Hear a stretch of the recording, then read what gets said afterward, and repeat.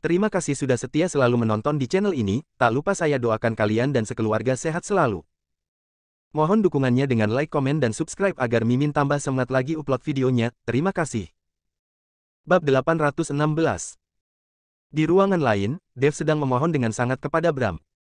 Paman Bram, beritahukan kepadaku, apa sebenarnya maksud perkataan Ryu sebelum meninggal? Apa yang dia minta Yuki dan yang lainnya lakukan? Dev bertanya kepada Bram. Sudahlah, cepat tidur, besok masih banyak yang harus dilakukan di Pulau Naga, namun kamu harus ingat setelah sampai di Pulau Naga, selain kalian sendiri kamu tidak boleh mempercayai siapapun. Bram berpesan kepada Dev. Kamu tidak pergi. Dev sedikit kaget. Bram menggelengkan kepalanya, kalau saya pergi, maka orang dari keluarga King akan menemukanmu dengan cepat, kalian saja yang pergi, saya dan Elena akan menunggu kabar baikmu di sini. Dev merasa hal itu ada benarnya, jadi dia tidak mengatakan apapun lagi dan mereka berdua segera tidur. Keesokan harinya, tepat setelah fajar menyingsing, semua orang meninggalkan penginapan dan pergi ke dermaga. Saat ini dermaga sudah dipenuhi dengan orang, sebuah kapal pesiar dengan 5 lantai sedang berhenti di pelabuhan, satu kapal pesiar ini bisa memuat ribuan orang, bisa dilihat berapa banyak orang yang akan pergi ke Pulau Naga kali ini.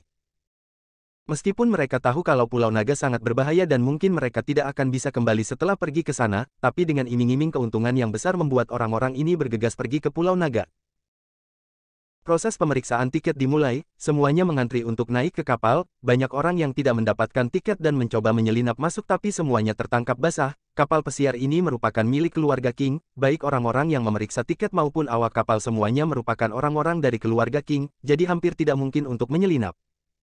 Apa kamu melihatnya? Tadi ada seorang Great Grandmaster yang tidak mendapatkan tiket dan ingin menyelinap masuk, akhirnya dia langsung dilemparkan keluar, entah apa latar belakang dari keluarga King. Saya juga belum pernah mendengarnya, mereka pasti keluarga yang tersembunyi, apa kamu tidak melihat orang-orang yang memeriksa tiket itu semuanya memiliki kekuatan Grandmaster, kita sebaiknya mengantri dengan patuh. Tidak jauh di depan Dev, ada dua orang yang sedang berbisik-bisik namun suara bisikan mereka sudah terdengar dengan jelas di telinga Dev. Melihat orang yang memeriksa tiket adalah orang dari keluarga King, lalu mengingat penderitaan yang masih dialami oleh ibunya hingga sekarang, Dev sangat ingin membunuh habis semua orang-orang keluarga King itu, hanya saja dia tahu dengan kekuatannya saat ini dia sama sekali tidak bisa bertarung dengan keluarga King. Dev hanya bisa memendam amarahnya, dan setelah dia cukup kuat dia pasti akan membunuh keluarga King dan membebaskan ibunya. Saat kerumunan orang perlahan-lahan mengantri untuk naik ke kapal, sekelompok orang tiba-tiba mendesak masuk dan berteriak agar kerumunan orang menyingkir. Dev menoleh dan menemukan Robbie yang membawa serta bawahannya untuk memotong antrian. Namun saat kerumunan itu melihat Robbie, tidak ada orang yang berani mengatakan apapun dan langsung menyingkir membukakan sebuah jalan. Robbie bahkan melirik Dev 2 kali saat berjalan melewati Dev dan yang lainnya. Meskipun Robbie membawa orang untuk memotong antrian, namun orang dari keluarga King yang bertugas untuk memeriksa tiket juga tidak mengatakan apapun, dan langsung membiarkan mereka lewat. Namun saat antrian kembali terbentuk dan proses pemeriksaan tiket untuk naik ke kapal kembali dilanjutkan, tiba-tiba terjadi keributan di bagian belakang dan sekelompok orang kembali mendesak masuk. Seorang pemuda dengan rambut merah yang diwarnai dan mengenakan setelan merah membawa sekelompok orang untuk mendesak masuk. Dan saat melihat pemuda yang berpakaian aneh ini, kerumunan orang tidak bisa menahan diri untuk tidak berseru kaget. Scott Yudasi guntur merah. Kengerian dan ketakutan terlintas di mata setiap orang dan bergegas menyingkir untuk membukakan jalan. Tidak disangka Raja Iblis di dunia juga akan datang. Seorang pria parubaya berusia sekitar 50 tahunan yang ada di depan Dev memancarkan raut wajah kesepian. Paman, siapa pemuda itu? Dev bertanya kepada pria parubaya di depannya dengan penasaran. Dev bisa merasakan pemuda berpakaian merah itu hanya memiliki kekuatan seorang Grandmaster, tidak sekuat Robbie tapi saat melihat ekspresi orang-orang ini sepertinya mereka sangat takut pada orang ini, bahkan lebih takut padanya dibandingkan Robbie. Bab 817. Pria parubaya itu melirik Dev dan ingin mengatakan sesuatu namun tiba-tiba dia menjadi sedikit bersemangat dan berkata, kamu adalah Dev.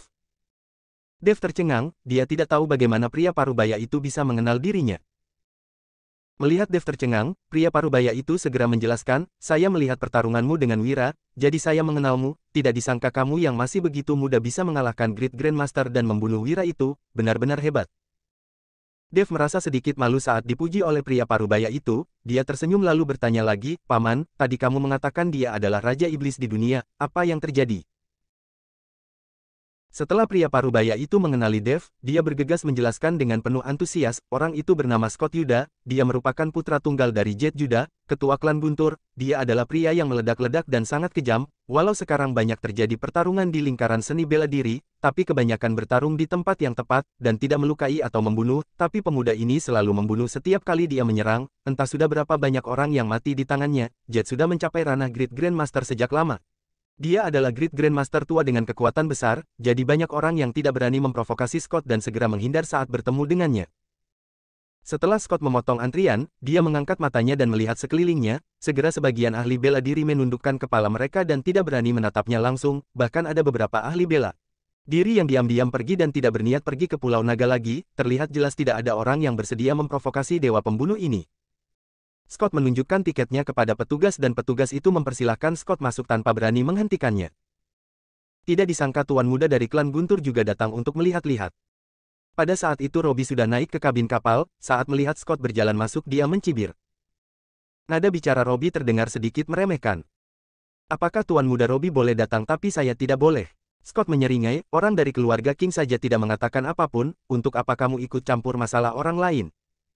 Raut wajah Robbie tenggelam, hanya dengan kekuatanmu itu, bisa dibilang kamu datang untuk mencari kematian. Robbie menatap Uya dengan penuh penghinaan, tentu saja dia berhak untuk menghinanya, karena dia seumuran dengan Scott tapi dia sudah berada di tingkatan puncak Grandmaster saat ini, sedangkan Scott hanya memiliki kekuatan Grandmaster tingkat 5, itu pun klan Guntur sudah menghabiskan banyak uang untuk mencari sejumlah pil obat untuk dia makan dan membuat dia bisa mencapai tingkatan ini. Siapa yang akan hidup dan siapa yang akan mati belum bisa dipastikan, Scott mendengus dingin. Tiba-tiba kemarahan menyelimuti, mereka bahkan belum berangkat ke Pulau Naga, tapi orang-orang ini sudah berseteru.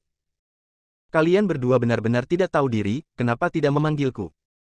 Saat itu, seorang pemuda dengan wajah sombong dan memberontak berjalan ke arah kabin, diikuti oleh 4-5 orang ahli dengan tubuh besar dan kuat.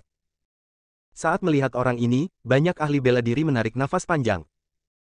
Gawat, 3 iblis sudah berkumpul, saya sebaiknya mundur. Pria parubaya yang ada di depan Dave berbalik ketakutan dan hendak mundur saat melihat pemuda yang baru datang, dia tidak berniat untuk pergi ke Pulau Naga lagi. Paman, siapa lagi itu? Dave menarik pria parubaya itu dan bertanya padanya. Dia adalah Thomas Lang, putra tertua dari keluarga Lang dari Lembah Tanpa Bayangan, hari ini ramai. Sekali, saya sarankan sebaiknya kamu jangan pergi, hati-hati nyawamu juga bisa hilang. Setelah pria parubaya itu selesai bicara dia bergegas pergi. Dave melihat banyak ahli bela diri yang berbalik pergi dan langsung membuang tiket kapal mereka tidak mau pergi ke Pulau Naga lagi, hanya menyisakan hampir setengah dari para peserta.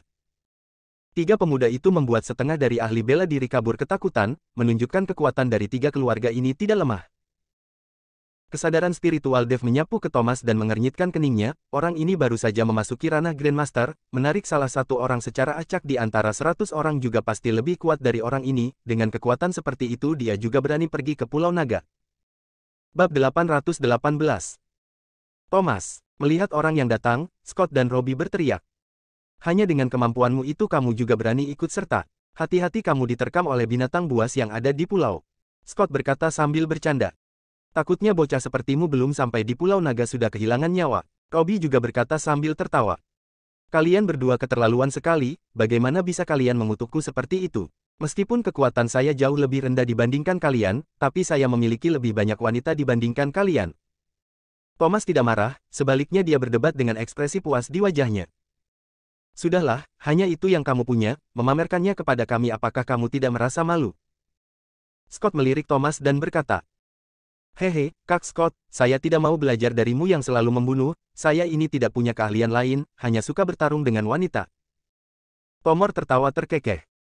Anak ini, kamu sudah cukup bermain-main dengan wanita ya? Sekarang ingin mengantar nyawa. Robbie melirik Thomas dengan jijik. Kak Robbie, apa yang kamu bicarakan? Mana ada kata cukup dalam memainkan wanita? Saya hanya datang untuk bersenang-senang tidak akan bersaing dengan kalian, nanti saat tiba di pulau saya masih memerlukan kalian untuk melindungiku. Thomas berkata dengan mulut manisnya.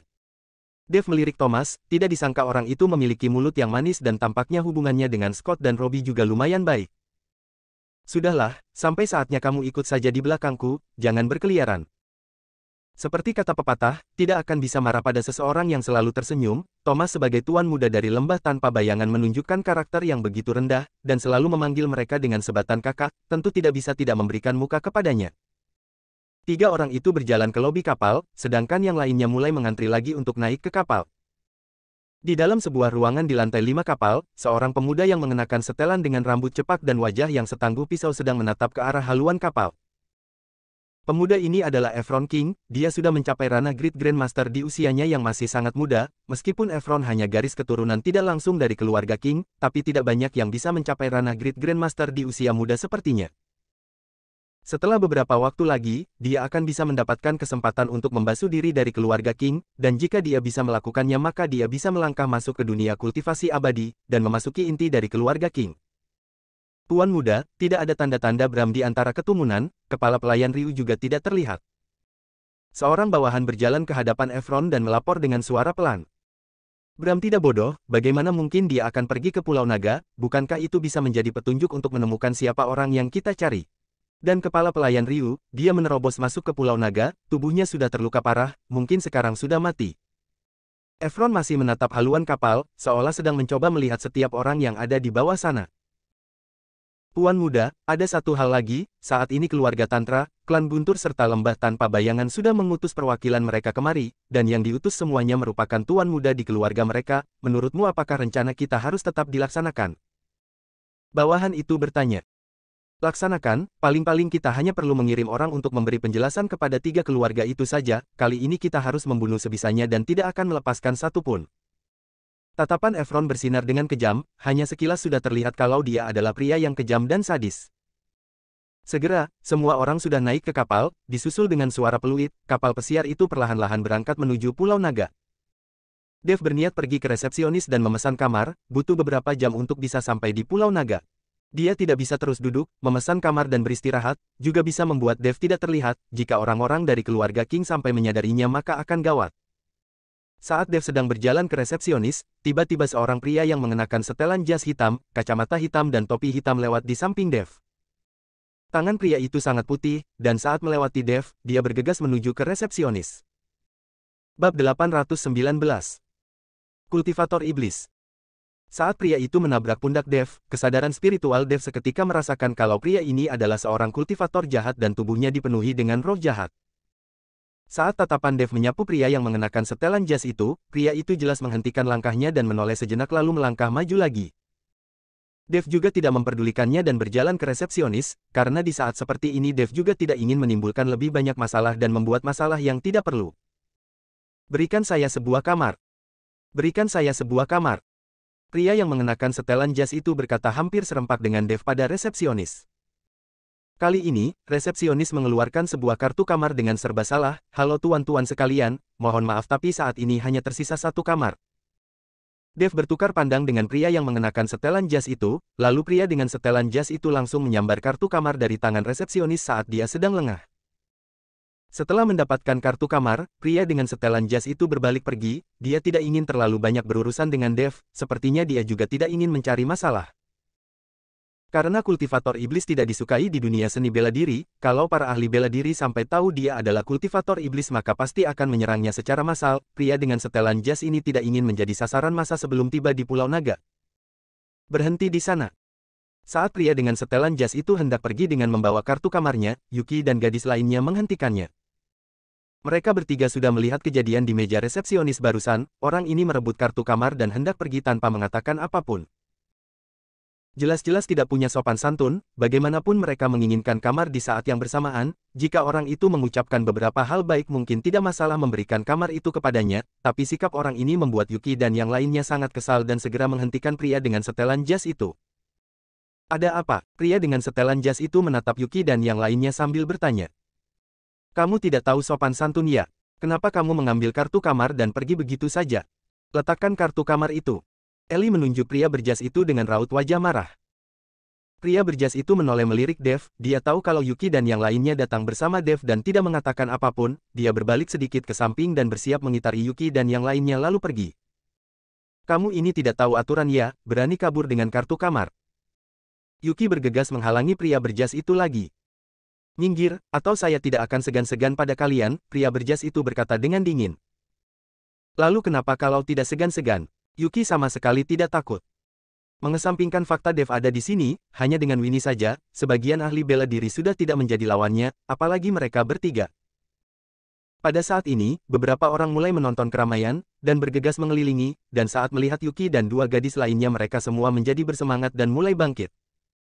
Bagaimanapun, cukup membosankan setelah beberapa jam berlayar, dan bisa melihat beberapa drama di tengah-tengah perjalanan juga cukup baik. Thomas yang awalnya sedang berbaring di kamarnya mendengar ada keributan di kabin bawah bangun dengan rasa penasaran. Saat dia melihat Yuki dan dua gadis lainnya melalui jendela kamarnya, bola matanya hampir terlepas. Dia bergegas bangkit berdiri dan menuruni anak tangga, sementara beberapa bawahannya bergegas mengikutinya. Dev melihat kerumunan menjadi semakin ramai, jika membuat masalah lagi maka akan berdampak pada keberangkatannya ke Pulau Naga, melangkah maju dan berniat untuk meminta Yuki dan yang lainnya untuk menyudahinya saja. Tapi saat Dev baru mengambil dua langkah, Thomas Seita bawahannya sudah bergegas menghampiri. Saat kerumunan melihat Thomas membawa bawahannya, mereka segera menyingkir. Sialan, seorang pria sepertimu juga berani menganiaya wanita. Saya adalah orang yang paling tidak suka dengan orang yang menganiaya wanita. Thomas yang baru tiba langsung memaki pria berjas itu tanpa pandang bulu, lalu menatap Yuki dan yang lainnya dengan senyuman cabul dan berkata, adik kecil sekalian, jangan takut, kakak akan membantu kalian membuat keputusan. Bab 820.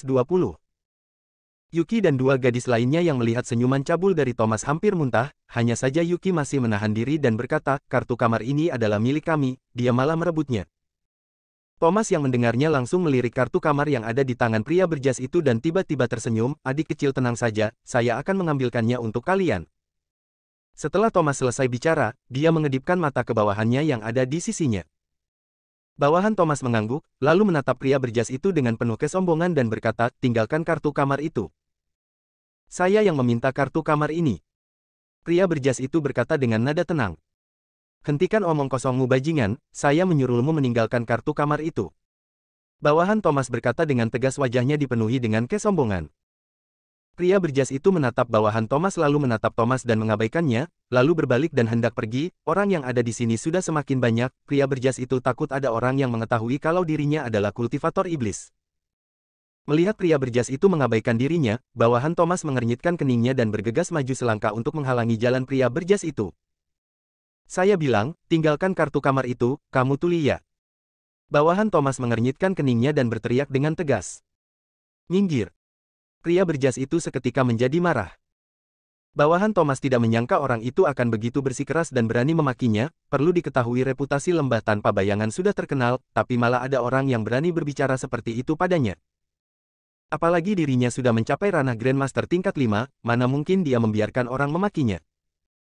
Melihat betapa sombongnya pria berjas hitam itu, Thomas juga mengernyitkan keningnya, raut wajahnya menjadi suram, ternyata ada orang yang berani tidak memberi muka kepada dia, benar-benar pantas mati. Bawahan Thomas melihat raut wajah tuan mudanya yang menjadi jelek tahu kalau dia sudah mempermalukan Thomas, sepertinya dia akan dihukum saat kembali nanti, jadi dia berteriak dengan marah dan mengulurkan tangannya untuk meraih pria berjas hitam itu. Kekuatan Grandmaster tingkat 5 juga tidak bisa diremehkan. Saat ini Robby dan Scott juga bergegas menghampiri, Robby sedikit tertegun saat melihat Yuki dan lainnya, hanya saja sudut mulutnya terangkat dan dia bisa menebak mengapa Thomas memulai konflik dengan seseorang. Thomas, anak buahmu akan segera dikalahkan ya. Robby melirik pria berjas itu lalu tersenyum pada Thomas. Robby sudah bisa merasakan tingkatan kultivasi pria ini tidak rendah, meskipun dia sengaja menyembunyikan auranya, Robby masih bisa merasakannya. Bercanda ya, bawahanku semuanya sudah berada di tingkatan Grandmaster tingkat 5, bagaimana mungkin dia bisa kalah? Thomas mencibir. Robby melihat Thomas yang tidak peduli juga tidak mengatakan apapun lagi, dia hanya tersenyum dan memperhatikan. Melihat lawannya menyerang, pria berjas itu menunjukkan raut wajah dingin, dan wajahnya seketika meringis dan tubuhnya bergejolak karena marah. Meskipun dia takut identitasnya akan terungkap, pria berjas itu sudah menahan diri tapi sekarang pihak lawan terus memprovokasi dirinya, mana mungkin dia tidak marah. Saat bawahan Thomas menyerangnya, pria berjas itu juga menghantamkan sebuah pukulan. Kekuatannya sudah mencapai puncak Grandmaster. Pada saat ini, tingkatan pria berjas itu terungkap dan Robby tidak bisa menahan keterkejutannya, tidak disangka ada seseorang yang berada di tingkatan yang sama dengan dirinya, dan melihat usianya juga sepertinya tidak jauh berbeda dengannya. Hati-hati, seorang lelaki tua di samping Thomas melihat pihak lain menyerang, dan kekuatannya sudah mencapai puncak Grandmaster segera memperingatkan. Bam! Namun sudah terlambat, pihak lawan menghantamkan tinjunya dengan keras pada tubuh bawahan Thomas. Bawahan Thomas berteriak kesakitan dan tubuhnya terhempas, lalu menabrak kabin dengan keras. Seteguk darah segar menyembur, raut wajah bawahan Thomas menjadi pucat pasi seperti orang mati. Bawahan Thomas yang lainnya melihat adegan ini juga langsung mengepung pria berjas hitam itu. Bab 821. Raut wajah Thomas menjadi sangat jelek, kehilangan muka di depan wanita cantik membuat Thomas merasa dipermalukan, jadi dia berjalan menghampiri dengan cepat. Robbie tidak bergerak, dan Scott juga tidak bergerak, dua orang itu menatap pria berjas hitam itu dengan tatapan serius. Di saat bersamaan Dave juga mengernyitkan keningnya, meskipun pria berjas itu baru saja menunjukkan kekuatannya yang mencapai tingkat puncak Grandmaster, tapi Dave tahu pria berjas itu tidak menggunakan kekuatan aslinya, melainkan dia masih mempunyai kekuatan tersembunyi. Pemuda ini terlihat masih muda tapi seharusnya sudah mencapai ranah Great Grandmaster, mungkin jauh lebih kuat daripada ketua sekte Nirwana, Hasan. Tampaknya teknik kultivasi iblis memang bisa meningkatkan kekuatan seseorang dengan cepat, kalau tidak, untuk menembus ranah Great Grandmaster adalah hal yang sangat sulit. Pria berjas itu melihat orang-orang dari lembah tanpa bayangan yang mengepung dirinya tidak merasa takut sama sekali, tapi dia mengernyitkan keningnya, jika pertarungan terus berlanjut, dia takut identitasnya sebagai kultivator iblis akan terungkap. Sialan, saya, Thomas tidak pernah mendapat perlakuan seperti ini, bunuh orang ini hari ini lalu lemparkan dia ke lautan. Thomas berteriak dengan sangat marah. Orang-orang dari lembah tanpa bayangan menerima perintah dari Thomas dan bergegas mengambil posisi, aura di tubuh mereka juga mulai bangkit. Melihat hal ini, pria berjas itu berusaha mati-matian menekan hawa jahat dalam dirinya, jika tidak pasti akan mudah disadari oleh orang lain. Mereka terlihat akan segera berkelahi, dan seorang pemuda yang mengenakan setelan berjalan menghampiri, diikuti dengan banyak orang berseragam di belakangnya. Pada sisi kiri pakaian orang-orang ini terdapat sulaman seekor naga, dan banyak yang langsung tahu kalau mereka adalah orang-orang dari keluarga King. Berani membuat onar di kapal ini, bukankah itu tidak memberi muka kepada keluarga King? Efron melirik ke arah Thomas dan pria yang mengenakan jas itu, lalu tekanan yang tidak berwujud datang dari tubuhnya. Thomas yang melihat Efron segera menarik kembali arogansinya yang terlihat di awal, dia mengibaskan tangannya pada bawahannya agar mereka bubar. Tuan muda Efron, bawahanku dilukai oleh orang ini, bukankah harus ada penjelasan? Thomas Bay tanya kepada Efron. Saya sudah melihat semuanya, Efron melirik Thomas lalu berkata pada pria berjas yang ada di belakang, kamu sudah boleh pergi. Melihat hal ini, pria berjas itu segera pergi, menghadapi Efron membuat pria berjas itu sedikit gugup, dia takut Efron bisa menyelidiki identitasnya. Thomas melihat Efron yang membiarkan pria berjas itu pergi mengernyitkan keningnya dan berkata dengan tidak senang, Tuan muda Efron, lembah tanpa bayangan tidak pernah mendapatkan perlakuan seperti ini sebelumnya, sekarang di hadapan semua orang, di mana lembah tanpa bayangan harus menaruh wajah kami. Kamu sendiri yang memprovokasi orang untuk mendapatkan gadis, kalau kamu merasa kehilangan muka, maka kamu bisa berbicara dengan keluarga King. Tatapan Efron sedikit memudar dan aura dingin dari tubuhnya membuat Thomas menggigil. Melihat Efron seperti itu, Thomas menggertakkan giginya dan mendengus dingin lalu membawa bawahannya kembali ke kamar, dia juga tidak berminat untuk bermain wanita lagi. Lembah tanpa bayangan memiliki sedikit kekuatan, tapi masih tidak cukup untuk melawan keluarga King. Keluarga King adalah keluarga kaya yang tersembunyi, mereka memiliki akar yang sangat kuat. Thomas kembali ke kamar, Efron melihat ke arah Yuki dan yang lainnya, lalu berkata pada bawahannya, minta anak buah kita untuk menyiapkan sebuah kamar untuk 3 nona ini, dan bawakan kartu kamarnya kemari. Baik. Segera, orang dari keluarga King mengosongkan sebuah kamar lalu menyerahkan kartu kamar itu kepada Yuki. Nona-nona, jika kalian membutuhkan sesuatu jangan ragu-ragu untuk mencari saya, nama saya Efron King, apakah nona-nona sekalian mempunyai waktu luang untuk minum teh bersama? Efron bertanya sambil menyerahkan kartu kamar kepada Yuki. Mereka tidak punya waktu. Saat ini, Dave melangkah ke depan Yuki dan yang lainnya lalu mengambil kartu kamar, setelah melirik Efron, dia menarik Yuki dan yang lainnya pergi, tanpa memberi muka kepada Efron sama sekali. Bab 822. Efron tercengang, lalu pandangannya melekat pada punggung Dave dengan erat, dan mengernyitkan keningnya. Siapa orang itu? Apakah saya kenal dengannya? Kenapa saya merasa sangat familiar saat melihat orang itu? Efron terlihat sangat kebingungan. Saat dia melihat Dave untuk pertama kalinya dia sudah merasakan perasaan yang sangat familiar, seolah-olah dia sudah pernah bertemu dengannya entah di mana tapi dia tidak bisa mengingatnya.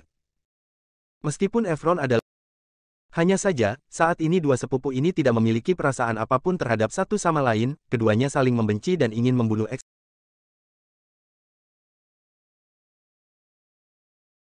Meskipun Efron adalah garis keturunan tidak langsung, tapi dia masih memiliki hubungan darah dengan Dev. Ibunya Dev adalah bibinya Efron, dua orang itu adalah saudara sepupu. Hanya saja, saat ini dua sepupu ini tidak memiliki perasaan apapun terhadap satu sama lain, keduanya saling membenci dan ingin membunuh eksistensi satu sama lain. Puan muda Efron. Scott dan Robbie berjalan mendekat, Efron menganggukkan kepalanya sebagai salam. Kedua orang itu bersikap sangat rendah hati di hadapan Efron.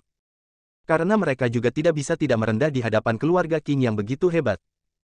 Efron juga mengangguk lalu melambaikan tangannya sebagai isyarat agar kerumunan itu membubarkan diri. Efron tidak ingin terjadi masalah apapun selama beberapa jam di atas kapal. Tidak disangka kalian beberapa gadis ini ternyata cukup populer juga. Setelah membawa Yuki dan yang lainnya pergi, Dev berkata dengan nada masam. Melihat sikap Dev yang seperti itu, Yuki terkekeh, kenapa? Kamu cemburu? Ya. Saya tidak cemburu, Dev menggelengkan kepalanya. Di atas kapal ini hanya ada kami bertiga yang masih gadis, sisanya merupakan ibu-ibu yang sudah berumur, tentu saja kami menjadi populer. Ellie berkata sambil tersenyum. Ada lebih dari ratusan orang di kapal ini, selain mereka bertiga yang masih gadis, benar-benar tidak terlihat gadis-gadis lainnya, pantas saja banyak dari mereka yang menyanjung.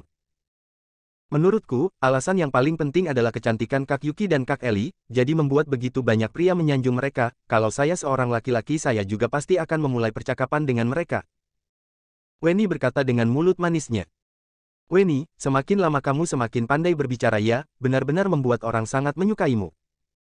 Ellie membelai kepala Weni dengan lembut, tapi tidak lama kemudian dia seperti teringat akan sesuatu dan raut wajahnya menjadi sedikit jelek. Ellie, ada apa denganmu? Dev menyadari perubahan wajah Ellie yang tiba-tiba dan merasa ada yang tidak beres, jadi dia bertanya dengan aneh. Oh, tidak apa-apa, Ellie menggelengkan kepalanya. Dia hanya teringat setelah sampai di Pulau Naga, mungkin Weni dan Yuki tidak akan bisa kembali lagi, jadi dia merasa sedih. Di saat Dev ingin bertanya lagi, tiba-tiba ada beberapa orang yang menghalangi jalan mereka. Dev menoleh dan menemukan Roy yang membawa orang-orangnya untuk menghalanginya, sedangkan di sisi Roy adalah kakak keduanya, Raul. Dev, tidak disangka kita akan bertemu di sini bukan? Roy menatap Dev dan mencibir. Apa yang kamu inginkan? Dev sudah melihat kedua bersaudara dari keluarga Bastian ini sejak di restoran yang ada di hotel, oleh karena itu dia tidak merasa aneh saat bertemu dengan mereka di atas kapal. Melihat Dev tidak bergeming, Roy mengernyitkan keningnya, kamu sudah membunuh kakak pertamaku, lantas kamu tidak merasa takut bertemu denganku. Saya rasa yang seharusnya takut adalah kamu, bukan? Saya bisa membunuh kakak pertamamu, tentu saja bisa membunuhmu, kalau kamu ingin keluarga Bastian lenyap, maka kamu bisa mencoba untuk memprovokasiku. Dev berkata dengan wajah acuh tak acuh. Mendengar itu membuat wajah Roy seketika memerah karena marah, lalu menunjuk Dev dan berkata, Nak, kamu terlalu arogan, jangan kira keluarga Bastian tidak mencarimu selama beberapa waktu ini karena takut padamu, hari ini saya akan mencabik-cabik nyawamu, dan memainkan beberapa wanita yang ada di sampingmu itu. Dengan adanya kakak keduanya, Raul, di sisinya Roy sama sekali tidak takut pada Dev, kemarahan dalam dirinya terus membara. Namun saat Roy bersiap menyerang Dev, Raul yang ada di sampingnya malah menghentikannya. Bab 823. Kakak kedua, orang ini adalah orang yang membunuh kakak pertama, sekarang dia sudah di depan mata kenapa kamu malah menghalangiku? Roy tidak mengerti, kesempatan yang begitu baik kenapa kakak keduanya malah menghalangi dirinya membalaskan dendam. Kamu sudah lupa apa kata keluarga King tadi? Berani membuat onar di kapal ini artinya memprovokasi keluarga King, namun setelah turun dari kapal keluarga King sudah tidak bisa mengaturnya, saat itu mungkin tidak perlu kita yang turun tangan, keluarga King juga tidak akan membiarkannya. Datang ke tempat seperti ini masih membawa beberapa gadis cantik, itu sama saja dengan cari mati. Raul menatap Dev dan menyeringai. Dev tidak memberi wajah kepada Efron barusan, dengan sifat keluarga King yang begitu arogan mana mungkin akan membiarkan Dev. Mendengar perkataan Raul, Roy hanya bisa menahan kekesalannya, lalu menatap Dev dan mencibir, saya akan membiarkanmu hidup sebentar lagi, setelah tiba di Pulau Naga saya pasti akan membuatmu bersujud memohon ampun. Anjing yang baik tidak menghalangi jalan, kalau tidak berani menyerang maka minggir. Dev berkata dengan acuh tak acuh lalu mendorong Roy, lalu membawa Yuki dan yang lainnya masuk ke dalam kamar. Roy menatap punggung Dev, dan meludah dengan keras, cuy, kamu bisa sombong sekarang, sebentar lagi kamu akan tahu rasa. Setelah selesai bicara, Roy menatap Raul dan bertanya, kakak kedua, apakah keluarga King begitu hebat? Kenapa saya tidak pernah mendengarnya? Lalu lembah tanpa bayangan, klan Guntur, saya sepertinya belum pernah mendengarnya. Raul melirik Roy dan berkata dengan tidak senang, kamu setiap hari hanya menjalani kehidupan mewah, apa yang kamu tahu, kalau bukan karena kakak pertama sudah mengurus keluarga Bastian dengan baik, keluarga Bastian yang sekarang pasti sudah hancur sejak lama, di masa depan saya akan berada di tanah keluarga Bastian dan jarang bisa pulang, keluarga Bastian akan mengandalkanmu, jadi lakukanlah dengan benar. Setelah dimarahi oleh Raul, Roy pun cemberut dan tidak berani mengatakan apapun lagi. Akhirnya perjalanan berlayar selama beberapa jam berakhir, Pulau Naga sudah berada di depan mata mereka. Walau mereka belum tiba di pulau, mereka semua sudah bisa merasakan hembusan angin dingin yang menerpa mereka, dan membuat mereka semua menggigil. Sekarang masih musim panas, biasanya orang-orang hanya mengenakan pakaian tipis, tapi sejauh mata memandang, Pulau Naga diselimuti oleh salju berwarna putih, pemandangan yang sangat aneh. Sepertinya legenda tentang Pulau Naga memang benar adanya. Setelah melihat Pulau Naga dengan matanya sendiri, Dev diliputi oleh rasa haru. Tidak lama kemudian, kapal pesiar berlabuh dan suara Efron terdengar dari pengeras suara. Hadirin, ini adalah Gunung Naga Es di salah satu sisi Pulau Naga, jika ada yang ingin pergi ke pulau melalui sisi ini bisa langsung turun dari kapal, setelah itu kami akan pergi ke sisi lainnya dari pulau, kalian bisa memilih sendiri ingin pergi ke pulau melalui sisi yang mana. Tangga spiral dari kapal pesiar diturunkan, dan mereka yang ingin pergi ke pulau melalui sisi ini bisa turun dari kapal. Namun setelah sesaat, tidak ada orang yang turun dari kapal, karena tidak ada yang ingin turun di tempat yang begitu dingin, dan sejauh mata memandang yang terlihat hanyalah lapisan putih salju, tidak terlihat ada tumbuhan eksotis, beberapa orang datang untuk menemukan bahan obat atau hewan spiritual, di tempat sedingin ini jelas tidak ada hal-hal yang mereka cari itu. Melihat tidak ada yang turun, tangga spiral bersiap untuk dinaikkan kembali dan kapal hendak berlayar ke sisi lain, tapi di saat ini, Dev membawa Yuki dan yang lainnya muncul di haluan kapal dan menuruni tangga itu. Kali ini, semua orang yang ada di atas tangga menjadi gempar dan mulai berdiskusi. Apakah orang ini gila, membawa 3 gadis pergi ke pulau melalui sisi ini? Tidak takut mati kedinginan. Saya rasa beberapa orang ini bukan datang untuk mencari benda pusaka, lebih terlihat sedang bertamasya, siapa yang datang mencari benda pusaka sambil membawa 3 orang gadis. Mereka mana mungkin kedinginan, saat kedinginan mereka bisa berkumpul bersama dan tidak merasa dingin lagi, masih bisa melakukan olahraga berat. Sialan, bocah itu benar-benar beruntung, bisa membawa 3 wanita sekaligus. Semua orang menatap Dev yang membawa Yuki dan yang lainnya turun dari kapal dan menatapnya dengan iri. Bab 824. Namun, setelah Dev turun dari kapal, Robbie juga membawa bawahannya turun, melihat Robbie turun, Scott dan Thomas juga mengikutinya. Saat melihat 3 iblis itu turun, orang-orang yang ada di atas kapal semakin tidak berani turun, hanya saja banyak orang yang mengkhawatirkan Dev serta Yuki dan yang lainnya, karena mereka tahu dengan jelas tujuan 3 orang itu turun dari kapal adalah untuk mengincar 3 orang gadis itu. Kakak kedua, apa yang harus kita lakukan? Melihat Dev turun dari kapal, Roy bertanya pada Raul. Setelah merenung sejenak, Raul menggertakkan giginya, ayo kita turun juga. Petik 2. Dia tidak bisa tidak membalaskan dendam kakaknya yang terbunuh, karena Dev sudah turun dari kapal maka mereka harus mengikutinya, tidak akan ada yang peduli jika membunuh Dev di Pulau Naga. Raut wajah Dev berubah menjadi muram saat melihat kerumunan yang ikut turun dari kapal. Dia memilih untuk turun di tempat ini karena tidak satu pun dari mereka yang mau turun di sini, Dev kebetulan bisa menghindari kerumunan dan mengeluarkan petanya untuk mencari kristal naga sendirian. Kalau ada terlalu banyak orang, walau Dev memiliki peta dia juga tidak bisa bergerak dengan leluasa, dan dia juga tidak akan berani mengeluarkan peta karena kalau mereka tahu dia memiliki peta dari Pulau Naga maka konsekuensinya sudah bisa ditebak. Kak Scott, Kak Robbie, tidak disangka kalian berdua juga begitu liar terhadap wanita, tapi kebetulan mereka bertiga, jadi kita bisa masing-masing mendapatkan 1 orang, saya mau yang berambut kuncir dan yang paling muda itu, meskipun tubuhnya belum berkembang sepenuhnya tapi dia lebih muda, kalian jangan ada yang berebut denganku. Thomas menatap Wenny yang paling muda yang ada di hadapannya, sepasang matanya dipenuhi dengan nafsu dan air liurnya sudah hampir mengalir. Scott dan Robbie melirik Thomas dengan malas, mereka tidak mengerti apakah orang ini datang ke Pulau Naga untuk bermain wanita atau mencari benda pusaka. Namun, alasan Robbie turun dari kapal adalah karena dia sudah dipermalukan oleh Yuki dan gadis-gadis ini saat di penginapan, karena bagi mereka para tuan muda ini, kehormatan mereka jauh lebih penting daripada apapun.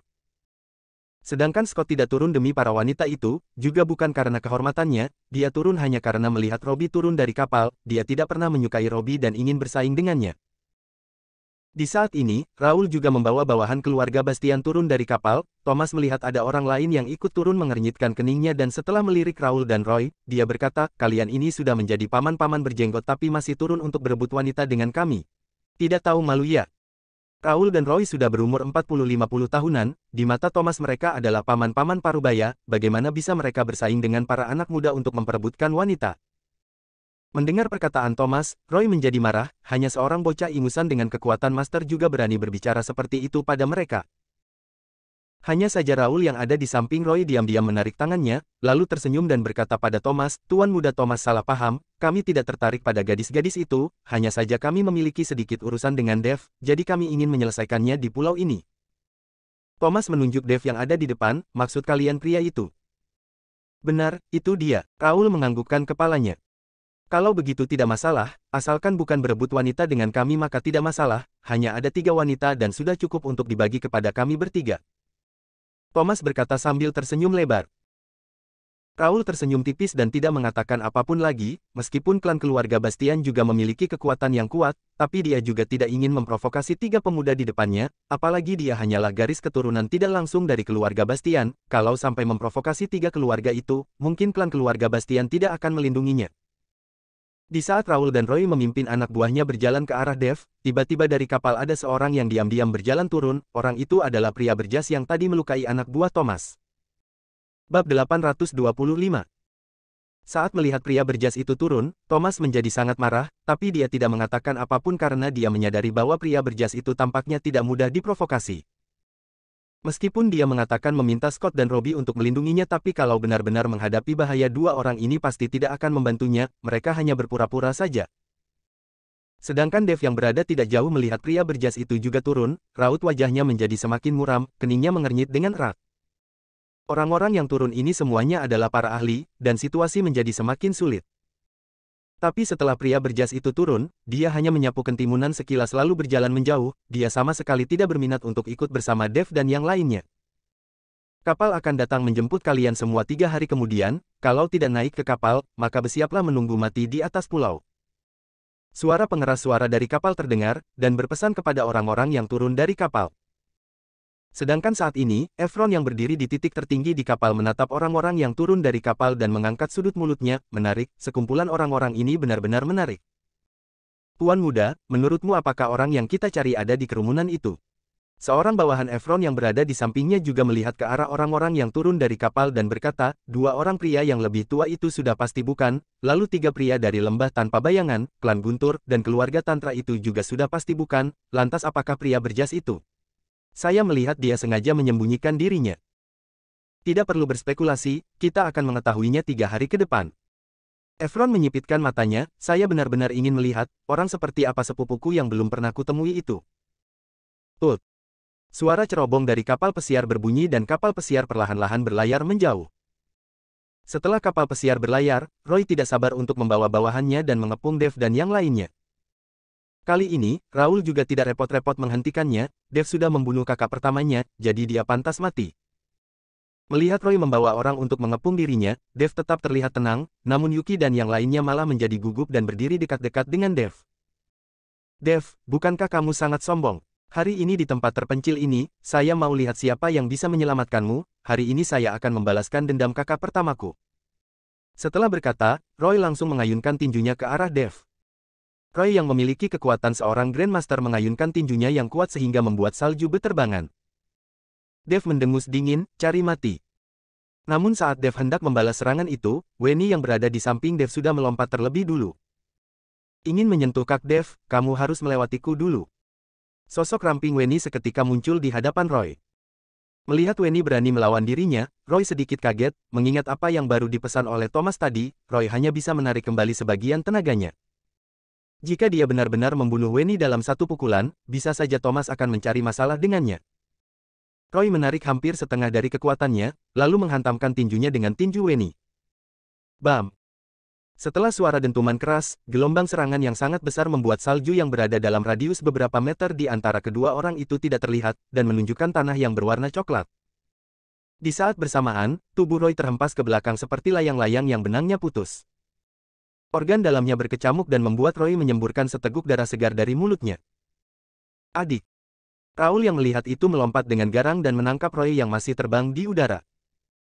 Melihat Roy dikalahkan dan dipukul hingga terbang oleh seorang gadis yang tampak biasa-biasa saja, membuat orang yang lain membeku di tempat. Terutama Thomas, tatapannya pada Wenny menjadi lebih panas lagi, dia sama sekali tidak terintimidasi oleh kekuatan Wenny. Bab 826. Uhuk uhuk uhuk. Roy terbatuk-batuk dengan hebat dan kemudian memuntahkan seteguk darah segar. Raul segera menyuntikkan energi Ki ke dalam tubuh Roy dan membantunya mengendalikan cederanya. Sialan, tadi saya melihat kamu hanya seorang gadis jadi tidak menggunakan seluruh kekuatanku, tapi kamu malah menggunakan jurus mematikan, saya akan membunuhmu. Roy menjadi gelisah, seorang pria dewasa seperti dia dipukuli hingga cedera oleh gadis kecil seperti Wenny, benar-benar memalukan. Di saat Roy bersiap untuk menyerang Wenny lagi, Thomas segera menghadang di depan Wenny. Jaga mulut kotormu itu, seorang pria dewasa dipukuli hingga cedera oleh seorang gadis, kamu masih punya muka untuk berteriak, percaya tidak saya akan merobek mulutmu. Thomas berkata dengan wajah muram dan memaki Roy dengan marah. Roy juga sedang marah dan melihat Thomas melontarkan hinaan seperti itu padanya dia menjadi semakin marah, apa-apaan kamu, seorang master kecil sepertimu bisa kuhancurkan sampai mati dengan satu jariku, lembah tanpa bayangan apanya, saya bahkan tidak pernah mendengarnya. Raul yang di samping Roy melihat Roy mengumpat pada Thomas mulai mengernyitkan keningnya. Thomas melihat Roy berani memaki dirinya menunjukkan tatapan yang dipenuhi dengan keinginan membunuh, dia melambaikan tangannya dan beberapa bawahannya langsung mengepungnya. Kali ini, dua kelompok pria saling berhadapan dan pertempuran besar akan segera terjadi, suasana di tempat itu menjadi sangat tertekan. Tuan Muda Thomas, adikku sedang merasa tertekan dan berbicara sembarangan, saya mewakilinya meminta maaf kepada Tuan Muda Thomas, namun saya berharap Tuan Muda Thomas juga tidak menghalangi kami untuk membalas dendam. Raul melihat kedua belah pihak akan segera bertarung jadi dia meminta maaf kepada Thomas. Omong kosong, hanya selesai dengan permintaan maaf. Suruh dia berlutut padaku. Thomas tidak menerima permintaan maaf dari Raul. Perkataan Thomas membuat raut wajah Raul seketika berubah menjadi jelek. Tuan Muda Thomas, tinggalkan jalan keluar untuk diri sendiri, hanya dengan cara ini jalan di depan akan semakin lebar, kalian lembah tanpa bayangan memang mempunyai kekuatan, tapi keluarga Bastian juga tidak lemah.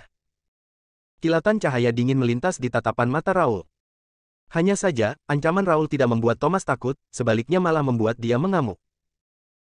Kalian keluarga Bastian tidak ada apa-apanya, lemah atau tidak kita akan tahu setelah bertarung, Thomas berkata lalu melambaikan tangannya pada anak buahnya yang ada di belakang, serang mereka, tunjukkan kepada kumpulan orang yang tidak tahu diri ini kekuatan dari lembah tanpa bayangan. Setelah selesai bicara, Thomas melangkah mundur dengan cepat, dengan kekuatan masternya, sepertinya dia akan dihancurkan dengan mudah oleh lawan sebelum bisa menyerang.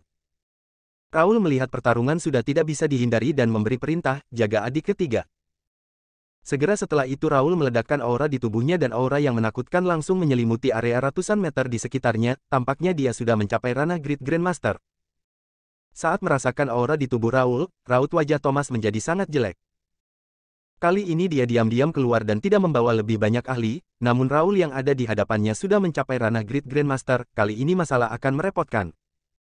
Kalau benar-benar bertarung, mereka mungkin bukan lawan yang sepadan, dan pada saatnya dia akan sangat malu di depan Wenny. Thomas yang baru saja melihat serangan Wenny, benar-benar tersentuh oleh aksi heroiknya, kalau tidak, dia tidak akan begitu protektif terhadap Wenny.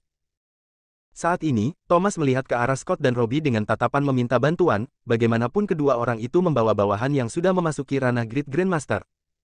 Melihat bawahan yang dibawa oleh Thomas bertahan di bawah tekanan Raul dengan susah payah, raut wajah mereka seketika berubah. Robbie melihat tatapan memelas dari Thomas lalu akhirnya mengedipkan matanya kepada seorang lelaki tua yang ada di sampingnya. Lelaki tua itu menganggukkan kepalanya, lalu pakaian di tubuhnya seolah tertiup oleh angin, dan diikuti dengan hembusan di udara, dia terbang ke udara. Bab 827. Aura lelaki tua itu bertabrakan dengan aura Raul, lalu semuanya menghilang tanpa jejak. Bawahan yang dibawa Thomas juga bisa bernafas lega. Raul mengernyitkan keningnya dan menatap Robbie serta lelaki tua itu. Entah kalian bisa memberikan sedikit muka padaku atau tidak, biarkan saja masalah ini berlalu, tujuan kita datang ke Pulau Naga bukankah untuk mendapatkan benda pusaka, kalau cukup beruntung kita mungkin bisa melihat naga legendaris itu, untuk apa langsung saling membunuh saat baru tiba di pulau. Robbie melangkah maju, dan berkata pada Thomas dan Raul. Kak Robbie, karena kamu sudah berkata seperti itu, maka saya pasti akan memberikan muka padamu, saya tidak akan perhitungan lagi pada mereka, kalau tidak mereka jangan harap bisa meninggalkan tempat ini hidup-hidup. Thomas melihat Robbie berkata seperti itu, dan segera memanfaatkan kondisi itu untuk mencari jalan keluar bagi dirinya. Dave melihat Thomas dan hampir tidak bisa menahan tawanya, bajingan ini benar-benar orang yang konyol. Raul hampir mati kesal karena perkataan Thomas, tapi sekarang karena Robbie sudah berkata demikian dan jelas-jelas menunjukkan dukungannya pada Thomas, dia juga tidak bisa mengatakan apapun lagi, karena dengan kekuatannya saat ini dia masih belum cukup kuat untuk melawan dua keluarga itu. Karena Tuan Muda Robbie sudah berkata seperti itu, saya tentu akan memberi muka. Setelah Raul selesai bicara, dia berbalik dan pergi. Kakak kedua. Roy melihat Raul yang hendak pergi dan tidak membalas dendam pada Dave lagi, segera berteriak dengan kebingungan. Ayo pergi, Raul memelototi Roy. Roy tidak punya pilihan lain selain pergi sambil dipapa oleh bawahannya. Hanya saja saat pergi, Roy menatap Dave dengan tajam, Dave, ingat saja, kamu tidak bisa bersembunyi di balik wanita selamanya. Setelah Raul membawa orang-orangnya pergi, Thomas meludah dengan kasar ke arah mereka, cuy, apa-apaan mereka itu, kalau bukan saya keluar diam-diam dan tidak membawa para ahli, pasti sudah membunuh kalian sejak awal. Mendengar perkataan Thomas, Scott dan Robbie baru paham, dengan kekuatan Thomas, ayah dan ibunya tidak mungkin membiarkannya datang ke Pulau Naga hanya dengan membawa beberapa orang Grandmaster. Ternyata orang ini menyelinap keluar, mungkin lembah tanpa bayangan sedang mengalami kekacauan saat ini. Thomas yang sudah selesai mengomel menoleh untuk menatap Wenny dengan tatapan penuh perhatian dan berkata, adik kecil, kamu tidak apa-apa kan? Wenny melirik Thomas dan menggelengkan kepalanya. Halo, nama saya Thomas Lang. Thomas tersenyum pada Wenny sambil mengulurkan tangannya. Hanya saja, Wenny tidak menjabat tangannya, setelah membalas dengan suara pelan nama saya Wenny, dia berbalik dan kembali ke sisi Dave. Ayo kita pergi. Dave berkata lalu membawa Yuki dan yang lainnya pergi, mereka hanya punya waktu selama 3 hari, jadi waktu mereka terbatas, dan tidak boleh ditunda-tunda lagi. Melihat punggung Wenny, Thomas hanya tersenyum seperti orang bodoh. Wenny, benar-benar nama yang indah. Thomas bergumam. Thomas, kamu bukan benar-benar menyukai gadis itu bukan? Robbie melihat sikap Thomas dan segera berkata dengan kaget. Thomas mengangguk tanpa malu-malu, Lia, kali ini saya benar-benar jatuh cinta. Sialan, Thomas, kamu sudah bermain dengan begitu banyak wanita, tapi saya belum pernah melihatmu benar-benar jatuh cinta, kamu benar-benar jatuh cinta pada gadis itu. Saya rasa gadis itu bahkan belum tumbuh sepenuhnya. Scott juga berkata dengan terkejut. Thomas menatap Scott dengan ganas, Kak Scott, kamu tidak diperbolehkan berbicara seperti itu tentang wanitaku, saya suka padanya seperti itu. Hahaha, jangan terbawa perasaan, apanya yang wanitamu, mungkin dia saja tidak suka padamu. Scott menatap Thomas dan tertawa terbahak-bahak. Robbie juga menepuk pundak Thomas, sudahlah, kamu ini hanya memiliki rasa suka jangka pendek, mungkin 2 hari lagi kamu tidak akan suka lagi padanya. Bab 828. Tidak mungkin, kali ini saya pasti harus mendapatkan Wenny. Setelah Thomas berkata, dia membawa bawahannya untuk mengejar ke arah Dave dan yang lainnya pergi. Baru berjalan 2 langkah, Thomas tiba-tiba menoleh ke arah Scott dan Robbie, Kak Scott, Kak Robbie, kalian berdua tidak boleh merayu teman-teman Wenny, kalau kalian ingin bermain wanita, saat kembali saya akan mengantarkan 8 atau 10 wanita untuk kalian. Pergilah, saya tidak mengatakan mau bermain wanita, itu semua kesimpulanmu sendiri. Scott memaki Thomas sambil tertawa. Awalnya Scott ikut turun dari kapal juga bukan karena para wanita itu, dia tidak berniat seperti itu. Sebaliknya, Robbie yang melihat betapa cantiknya Yuki yang selalu ingin mencoba. Hanya saja saat Thomas berkata seperti itu, Robbie tersenyum dan berkata, baik, saya akan berkorban sedikit demi kebahagiaanmu. Kak Scott, Kak Robbie, setelah kembali saya akan mentraktir kalian minum anggur. Setelah selesai berkata, Thomas membawa bawahannya dan bergegas mengejar mereka. Scott dan Robbie hanya saling berpandangan, hanya saja semangat di mata mereka membara. 2 orang itu kemudian ikut menyusul. Dave membawa Yuki dan yang lainnya berjalan lebih dalam, melihat tidak ada orang yang mengikuti, dia mengeluarkan peta lalu melihat sekilas, dan melanjutkan perjalanan setelah dia memastikan arahnya. Karena ini adalah tempat yang terpencil, dan seluruh tempat itu dilapisi oleh salju, tidak ada apapun yang terlihat, hanya saja energi spiritual yang ada di pulau ini sangat kental. Udara di pulau ini benar-benar luar biasa. Yuki menarik nafas panjang dan memejamkan matanya, lalu berkata dengan perasaan yang sangat nyaman. Melihat sikap Yuki, Dave tersenyum dan berkata, coba jangan gunakan hidungmu untuk bernafas, tapi gunakan tubuhmu untuk menyerap udara yang ada di sekitarmu. Yuki sudah memakan pil pengawet esensi, jadi dia bisa merasakan keberadaan energi spiritual, oleh karena itu dia akan merasa udara sangat jernih saat berada di tempat yang penuh dengan energi spiritual. Tidak perlu kamu ajari, Paman Bram sudah mengajarkannya kepada kami sejak awal.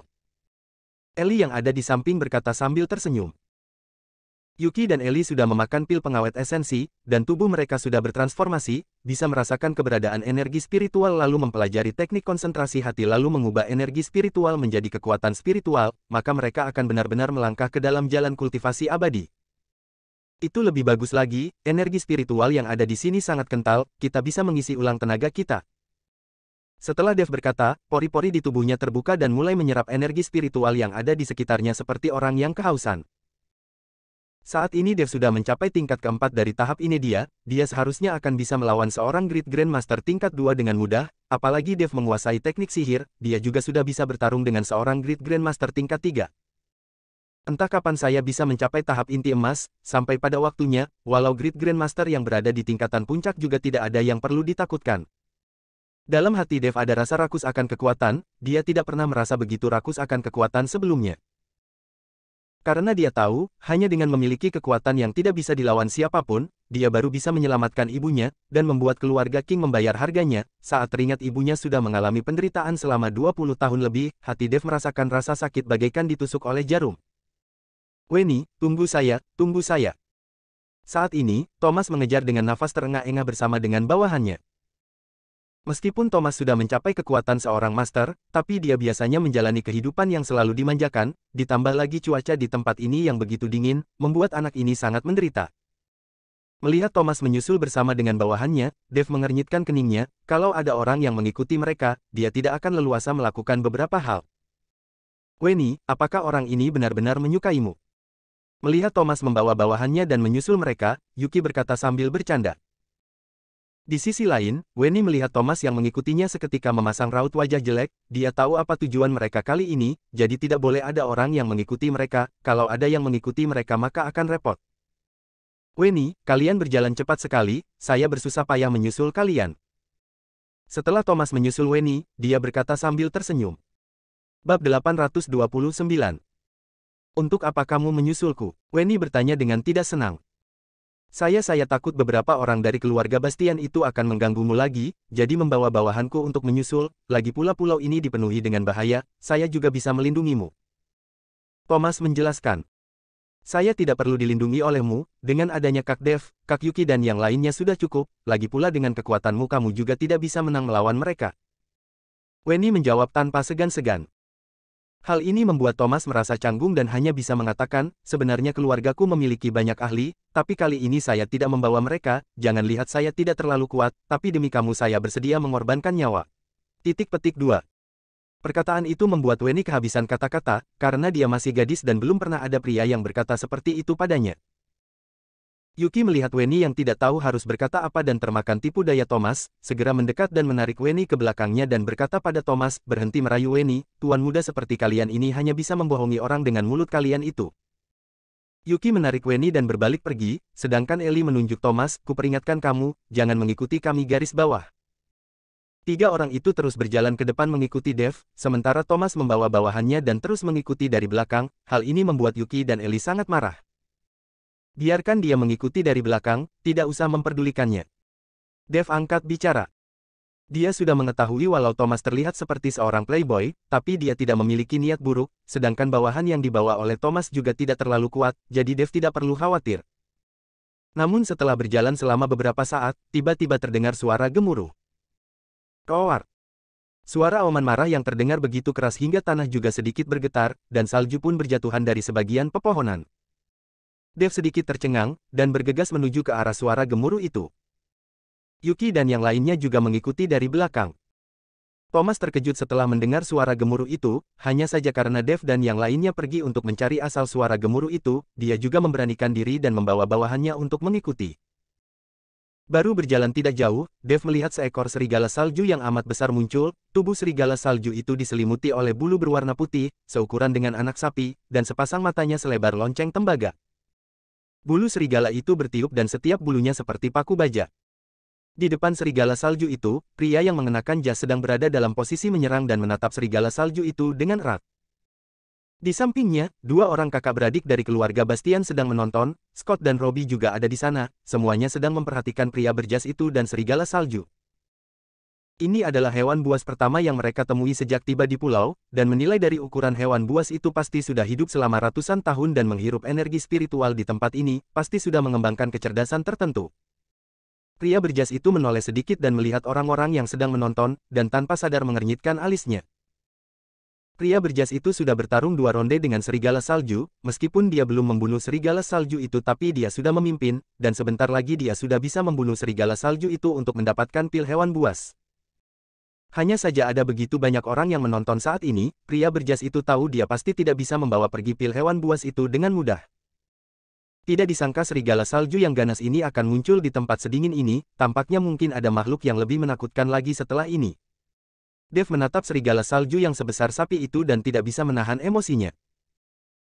Dia tidak tahu apakah dia bisa menemukan naga es dan naga api yang legendaris itu, dia juga tidak tahu dengan kekuatannya dia bisa mendapatkan kristal naga atau tidak, seekor serigala salju yang umum saja sudah begitu kuat, maka kekuatan yang dimiliki oleh 2 ekor naga itu pasti akan lebih menakutkan, memikirkan hal ini Dev sedikit takut. Bab 830. Alasan kenapa serigala salju ini bisa sebesar sapi pasti karena di bawah pengaruh naga raksasa. Saya dengar di pulau ini ada 2 ekor naga yang seluruh tubuhnya dipenuhi dengan benda pusaka, bahkan hewan buas yang hidup di sini bersama dengan naga raksasa itu juga sudah melampaui batas mereka dan menjadi sangat ganas. Thomas menghampiri dan berpura-pura tahu banyak dan menjelaskannya kepada Dev. Dia hanya mencoba untuk menjalin hubungan dengan Dev dan yang lainnya, asalkan dia bisa menjalin hubungan dengan mereka maka akan lebih mudah baginya untuk mengejar Wenny. Dev hanya melirik Thomas dan tidak mengatakan apapun, dan ini membuat Thomas merasa bosan untuk sesaat. Keluar. Tapi pada saat itu, serigala salju itu memanfaatkan kelengahan dari pria berjas itu, setelah mengaum dia langsung menerkamnya. Bulu-bulu di serigala salju itu bagaikan pisau yang tajam, jika tersentuh maka kulitnya pasti akan tersayat. Tubuh serigala salju itu berada di atas udara dengan taring tajamnya yang terlihat, sungguh pemandangan yang menakutkan. Pria berjas itu mengernyitkan keningnya, lalu berguling dengan cepat dan menghindari serangan serigala bersalju itu dengan menyedihkan. Perlu diingat pria berjas itu sudah mencapai ranah Great Grandmaster, sekarang dia malah menjadi sangat menyedihkan saat menghadapi seekor serigala salju, bisa dilihat betapa kuatnya serigala salju itu. Apalagi serigala salju itu sudah memiliki kecerdasan, saat pria berjas itu lengah dia tiba-tiba menyerang dan membuat pria berjas itu kewalahan. Pria berjas itu bangkit dari tanah dengan menyedihkan namun belum sempat berdiri, serigala salju itu sudah menerkamnya lagi. Pria berjas itu kaget, dalam sekejap otot-otot di tubuhnya menegang dan dia bergegas melayangkan tinjunya dengan ganas. Bam! Tinju itu langsung mengenai perut dari serigala salju, dan serigala salju yang dihantam oleh pukulan pria berjas itu seketika terhempas. Au! Serigala salju itu meraung lalu tubuhnya mendarat dengan keras tepat di hadapan Dev. Ah! Hal ini membuat Yuki dan yang lainnya terkejut lalu berteriak dan mundur. Meskipun beberapa dari mereka memiliki kemampuan bela diri tapi saat melihat serigala salju sebesar itu masih membuat mereka merasa takut. Hanya seekor binatang buas, saya akan membunuhnya. Thomas melihat Wenny yang ketakutan seketika bersikap ingin melindungi lalu bersiap membunuh serigala salju itu. Hanya saja Thomas belum sempat bergerak, bawahannya sudah menghalangi terlebih dulu. Tuan muda, jangan dekati hewan buas itu, hati-hati dia bisa menelanmu dalam 1 gigitan. Thomas hanyalah seorang master yang kekuatannya tidak seberapa, jika benar-benar pergi ke sana sepertinya dia akan mati ditelan. Thomas yang mendengar hal itu awalnya ingin mengambil langkah, tapi segera menarik kembali karena ketakutan. Sedangkan saat ini, Dev menatap serigala salju yang jatuh ke kakinya, di bagian perut serigala salju itu sebagian bulu putihnya sudah berubah menjadi hitam, dan gumpalan warna hitam itu tidak berhenti membesar. Dev tahu bahwa tubuh serigala salju itu sudah diserang oleh energi jahat dan menjadi seperti ini, pukulan pria berjas itu tadi dilontarkan dengan sekuat tenaga, dan tidak ditahan sedikit pun, oleh karena itu tubuh serigala salju itu diserang oleh hawa jahat. Scott dan Robbie yang berada tidak jauh dari sana melihat kejadian itu dan membelalak kultivator iblis. Sedangkan Raul juga melihat perubahan yang terjadi pada tubuh serigala salju, dan langsung menjadi waspada lalu menatap pria berjas itu dengan erat. Pria berjas itu awalnya ingin melangkah maju dan membunuh serigala salju itu, tapi saat itu semua orang sedang menatapnya dan sudah mengetahui identitasnya, sehingga membuat pria berjas itu tidak berani bergerak. Sialan, ternyata kultivator iblis, saya paling benci kultivator iblis.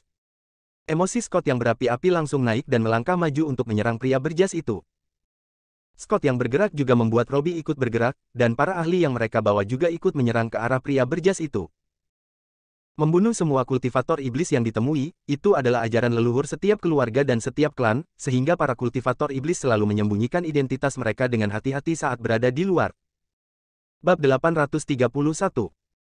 Pria berjas itu melihat beberapa orang hendak menyerangnya dan melirik serigala salju yang sudah terjatuh itu dengan tidak rela, lalu berbalik dan berlari ke arah hutan bersalju yang luas. Sialan, kaburnya cepat sekali, kalau saya sampai melihatmu lagi saya pasti akan mengulitimu. Melihat pria berjas itu kabur, Scott meludah dengan keras. Au! Serigala salju jatuh di samping kaki Dev, sepasang matanya menatap Dev dengan memelas seolah sedang memohon pada Dev untuk tidak membunuhnya. Dev dan serigala salju itu saling bertatapan dan hatinya merasa sedikit tidak tega. Meskipun serigala salju adalah hewan buas, tapi serigala salju ini sudah memiliki kecerdasan, dia bisa memahami perkataan manusia dan berpikir sendiri. Serigala salju yang begitu besar, pil hewan buasnya pasti sangat berharga. Scott berjalan menghampiri, sambil mengayunkan pedang di tangannya dan bersiap untuk memenggalnya sambil berbicara. Serigala salju itu sudah terluka parah dan sama sekali tidak memiliki kekuatan untuk melawan atau melarikan diri. Di saat Dev sedang ragu-ragu apakah dia harus menyelamatkan serigala salju itu atau tidak, suara dentingan tiba-tiba terdengar, pedang milik Scott ditahan oleh seseorang. Scott, serigala salju ini juga bukan milikmu, kamu malah ingin mendapatkan pil hewan buas itu untuk dirimu sendiri. Robbie lah yang menangkis pedang milik Scott. Raut wajah Scott menjadi marah, Robbie, apa yang kamu inginkan? Siapa yang bisa membunuh serigala salju ini, maka pil hewan buas akan menjadi milik orang itu. Sekarang serigala salju ini sudah menjadi potongan daging di atas meja, tidak bisa melawan lagi, siapapun bisa membunuhnya dengan mudah, jika melakukannya sesuai dengan perkataanmu, bukankah pil hewan buas akan menjadi milikku setelah saya menebaskan pedangku pada serigala salju ini? Robbie memanfaatkan jeda dalam pembicaraan dan tiba-tiba menusukkan pedang itu ke arah serigala salju yang sedang tergeletak di tanah. Robbie, dasar manusia hina. Scott yang melihat itu bergegas mengayunkan pedang di tangannya ke arah Robbie dan memaksa Robbie mau tidak mau menarik kembali pedangnya. Dalam sekejap, Scott dan Robbie sedang bertarung dan bawahan yang mereka bawa juga seketika mengepung satu sama lain dan mengambil posisi. Kak Scott, Kak Robbie, kalian berdua jangan berkelahi. Kalau kalian bertarung mati-matian demi seekor serigala ini sekarang, maka nanti tidak ada yang bisa meninggalkan tempat ini, kultivator iblis itu tidak akan melepaskan kita begitu saja. Thomas melihat mereka yang akan bertarung segera menghampiri dan membujuk. Mendengar Thomas membahas tentang kultivator iblis, Scott dan Robbie langsung berpisah setelah saling melemparkan pukulan. Kalau dua orang itu benar-benar Beitanung, mereka pasti akan mati atau terluka, pada saatnya nanti bukankah itu sama saja dengan memberikan kesempatan kepada kultivator iblis itu? Robbie, jangan kira saya takut padamu, saya hanya tidak ingin kultivator iblis itu mengambil keuntungan, setelah meninggalkan Pulau Naga, saya pasti akan bersaing denganmu. Scott berkata dengan ekspresi sombong.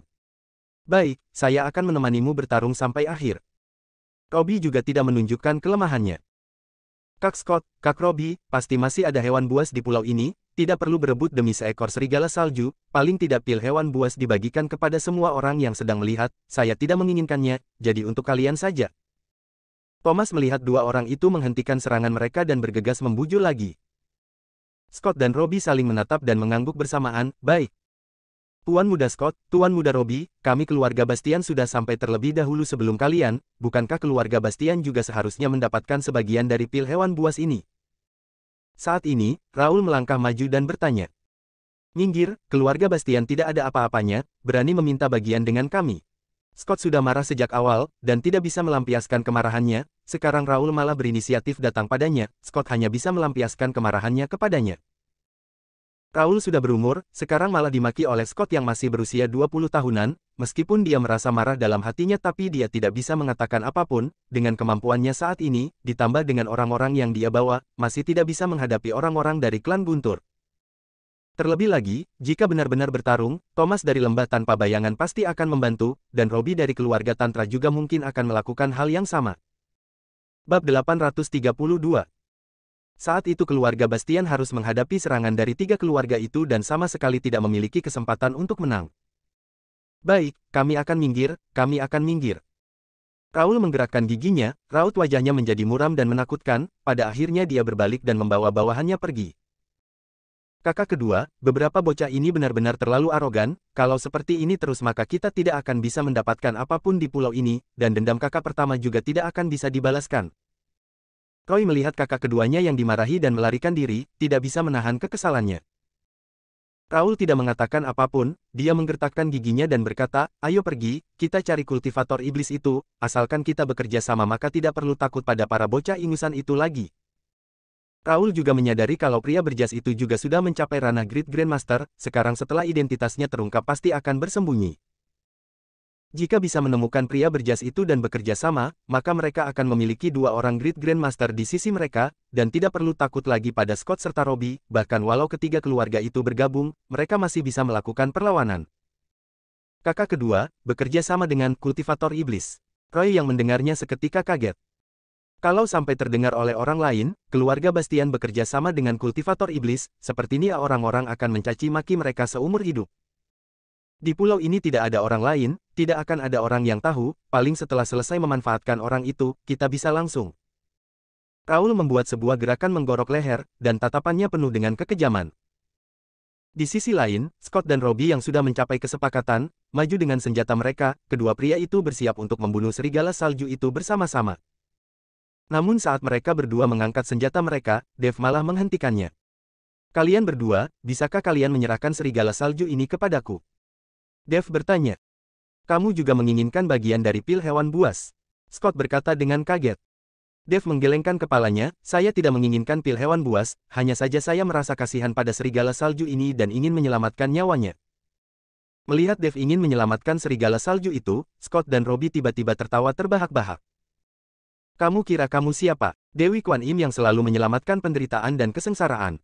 Serigala salju ini hanya seekor hewan buas, kamu malah merasa kasihan padanya. Baya tanakan tak protes sekujur tubuhmu, kamu pasti sudah pernah membunuh sesermang, bukan, kamu saja sudah seseorang tapi malah merasa kasihan pada serkon serialar. Scott berkata dan mencibir. Ada orang yang mungkin tidak lebih kuat dari seekor serigala, asalkan kalian berdosa bersedia makdik membunuh serigala salju ini, maka saya bisa menggunakan sesuatu untuk menukar dengan kalian.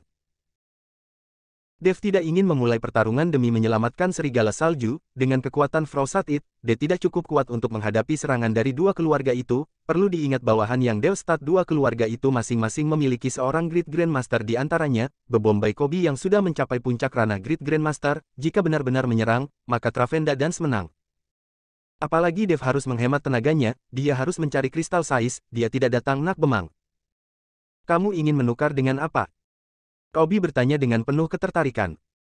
Dave merenung sejenak, mengetahui keduanya berasal dari keluarga kaya, barang biasa tidak akan menarik perhatian mereka, lalu berkata, bagaimana dengan 2 butir pil pengawet esni? Saya akan merikar serigala salju ini dengan 2 butir pil pengawet esensi. Pil pengawet esensi. Scott dan Robbie sama-sama tercengang dan mata mereka membelalak. Perlu diketahui bahwa pil pengawet esensi adalah benda yang harus dimiliki oleh para ahli bela diri untuk masuk ke dalam dunia kultivasi, tidak semua orang bisa melangkah masuk ke dunia kultivasi, dan tidak semua ahli bela diri bisa menjadi menumbuhkan keabadian. Pil pengawet esensi dibutuhkan untuk membasuh diri lalu melihat apakah bisa merasakan energi spiritual di dunia, kalau bisa merasakan energi spiritual di bumi, maka bisa mempelajari teknik konsentrasi hati dan menyerap energi spiritual untuk digunakan diri sendiri, ini adalah langkah penting bagi ahli bela diri untuk melangkah masuk ke dunia kultivasi.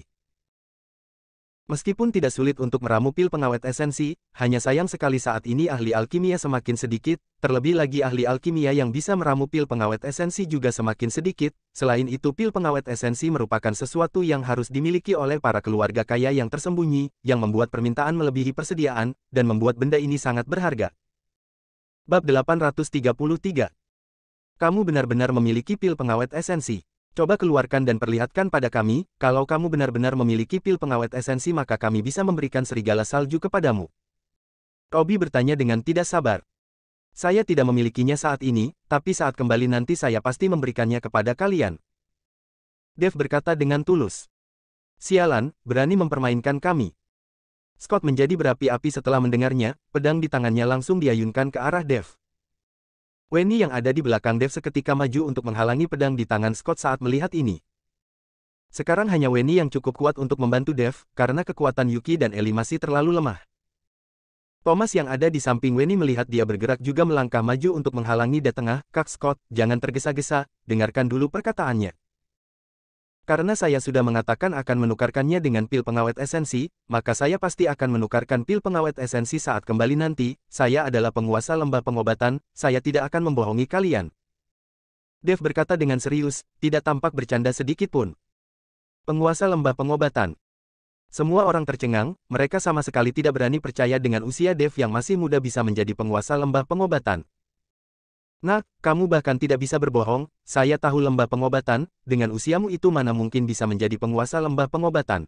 Kamu kira sedang membohongi anak usia 3 tahun ya? Scott jelas tidak percaya. Kak Dev tidak mungkin berbohong, hal yang sudah dia janjikan pasti akan dia lakukan. Wenny berteriak marah pada Scott. Dev adalah penyelamat hidupnya, Wenny tidak akan membiarkan orang lain menyebut Dev pembohong dan membiarkannya begitu saja. Kak Scott, saya rasa Kak Dev ini bukan pembohong, kamu percayalah padanya sekali ini, paling-paling lembah tanpa bayangan akan menjadi jaminan, jika dia tidak memberikan pil pengawet esensi kepadamu saat kembali nanti, maka saya, Thomas akan mencarikan 2 butir untukmu. Thomas melihat Wenny yang menjadi marah, seketika merasa tidak tahan dan membantu Dev berbicara. Thomas, saya rasa kamu ini sudah terobsesi dengan wanita, kamu malah memanggilnya Kak Dev, apa kamu tahu siapa orang itu? Berani menjaminnya. Scott menatap Thomas dan tidak tahu harus berbuat apa. Kak Scott, tidak peduli siapa dia, bukankah hanya seekor serigala salju, walau bisa mendapatkan pil hewan buas juga tidak terlalu berharga, lagi pula ada banyak hewan buas lainnya di pulau ini, kamu bisa mengalah sedikit. Thomas menatap Scott dengan tatapan memelas. Melihat sikap Thomas, Scott hanya bisa menghela nafas, baik, saya akan mempercayai anak ini untuk sementara demi memberi muka padamu, kalau saat kembali dia tidak memberikan pil pengawet esensi maka saya tidak akan mengampuni dia. Terima kasih Kak Scott. Setelah selesai bicara Thomas menatap Robbie, Kak Robbie, bagaimana denganmu? Scott sudah setuju, apalagi yang harus saya katakan. Robbie tersenyum tidak berdaya lalu berkata, Thomas, saya beritahu padamu, jangan benar-benar menyukainya kalau tidak kamu sendiri tidak akan tahu bagaimana kamu mati. Kak Robbie, saya punya perhitungan saya sendiri, terima kasih banyak. Thomas menangkupkan tangannya ke arah Robbie. Scott dan Robbie membawa bawahannya pergi, Thomas lalu menoleh ke arah Dev, Kak Dev, sekarang serigala salju ini sudah menjadi milikmu. Bisa dibilang Thomas, anak ini sepertinya mengidap sindrom tidak takut kepada siapapun, tidak peduli siapa Dev, melihat Wenny memanggilnya Kak Dev, dia juga langsung mengikutinya. Namun apa yang dilakukan oleh Thomas barusan membuat Dev memiliki kesan baik terhadapnya. Orang ini memiliki mulut yang sangat manis, dan penampilannya yang bobrok namun dia tidak memiliki niat buruk. Terima kasih banyak. Dev berterima kasih kepada Thomas. Kak Dev, untuk apa kamu begitu sungkan padaku, kamu adalah kakaknya Wenny, itu artinya kamu adalah kakakku juga. Thomas melirik Wenny saat mengatakan hal ini, dan membuat wajah Wenny memerah lalu memalingkan wajah darinya. Yuki dan Ellie melihat ekspresi Wenny, mereka tahu kalau Wenny adalah gadis yang belum banyak pengalaman, dan diperlakukan seperti ini oleh Thomas akan membuat dia segera kebingungan. Jangankan Wenny, mereka berdua juga akan pusing jika bertemu dengan orang yang terobsesi seperti itu, tidak tahu harus melakukan apa lagi. Bab 834. Dev perlahan berlutut dan mengelus perut serigala salju itu yang menghitam itu dengan satu tangannya, aliran kekuatan spiritual perlahan-lahan masuk ke dalam tubuh serigala salju dan memaksa semua energi jahat keluar dari dalam tubuhnya. Serigala salju seolah tahu Dev sedang mengobati dirinya, jadi dia berbaring dan tidak bergerak membiarkan Dev menyentuh dirinya. Segera, bagian perut serigala salju kembali ke bentuk semulanya yang seputih salju dan dia perlahan-lahan mulai berdiri. Sambil mengibaskan salju dari tubuhnya, serigala salju itu menatap Dev dengan tatapan penuh syukur. Awil. Serigala salju mengangkat kepalanya dan melolong seolah-olah sedang berterima kasih kepada Dev. Sudah, sekarang kamu sudah baik-baik saja, kamu sudah boleh pergi, lain kali jangan sampai ketahuan lagi. Dev menepuk-nepuk kepala serigala salju itu dan berkata. Serigala salju itu tiba-tiba mengeluarkan suara rengekan dan menggosokkan diri pada kaki Dev. Kamu tidak mau pergi. Dev melihat sikap serigala salju itu dan bertanya dengan suara kecil. Serigala salju itu mengangguk. Serigala salju ini cukup berperi kemanusiaan juga, bisa memahami ucapan manusia.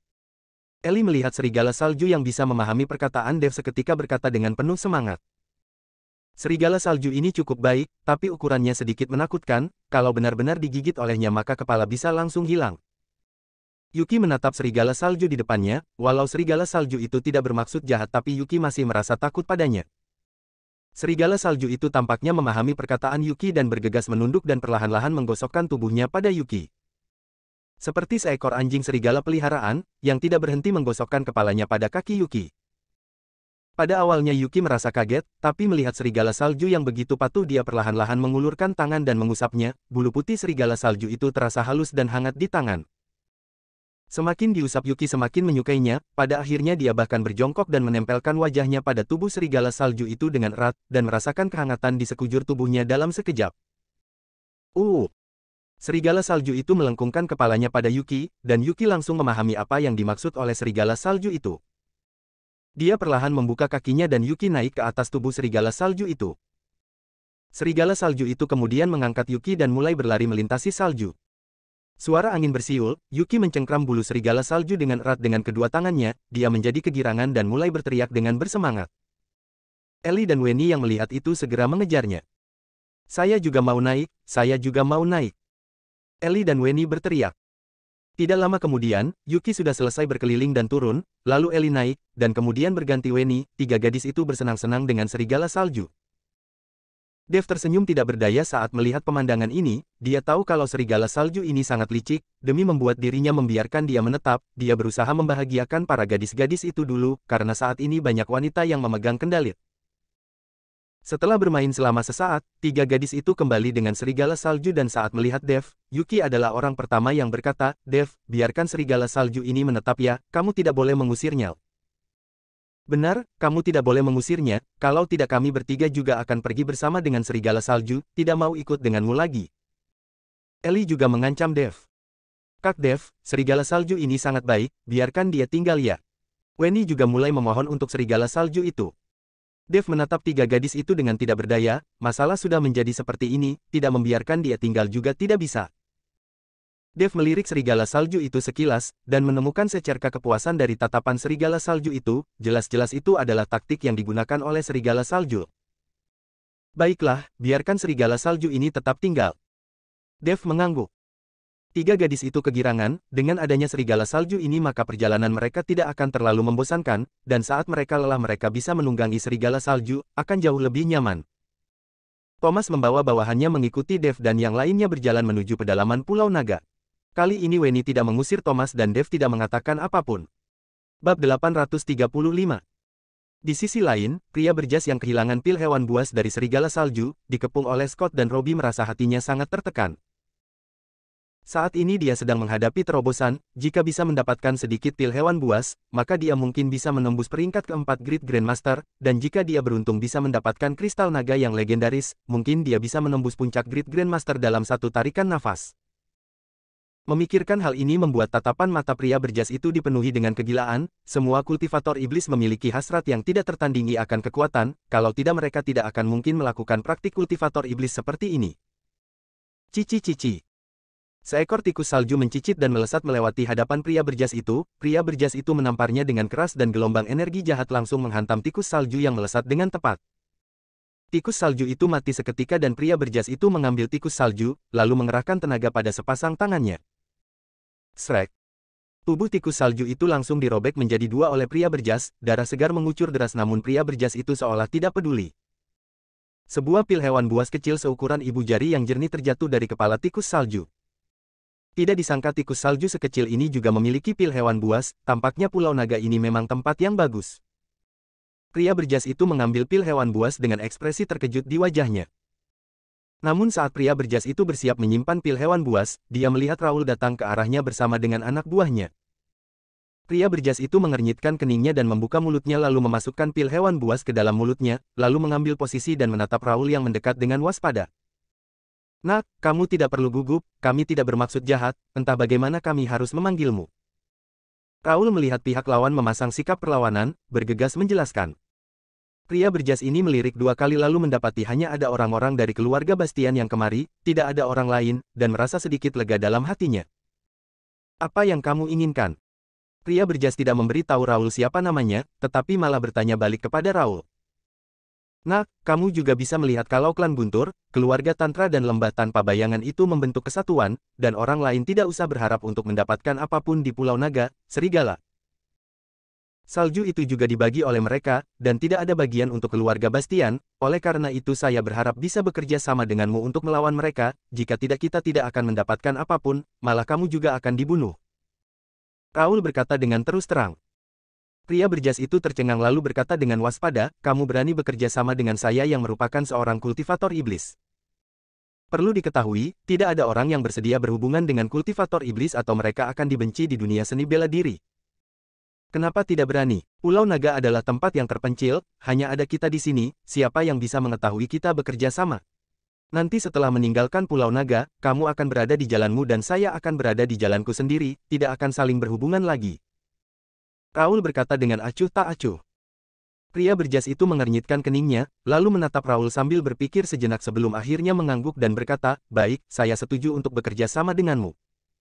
Bagus, setelah kita bekerja sama kita tidak perlu takut pada tiga keluarga itu lagi. Raul tertawa.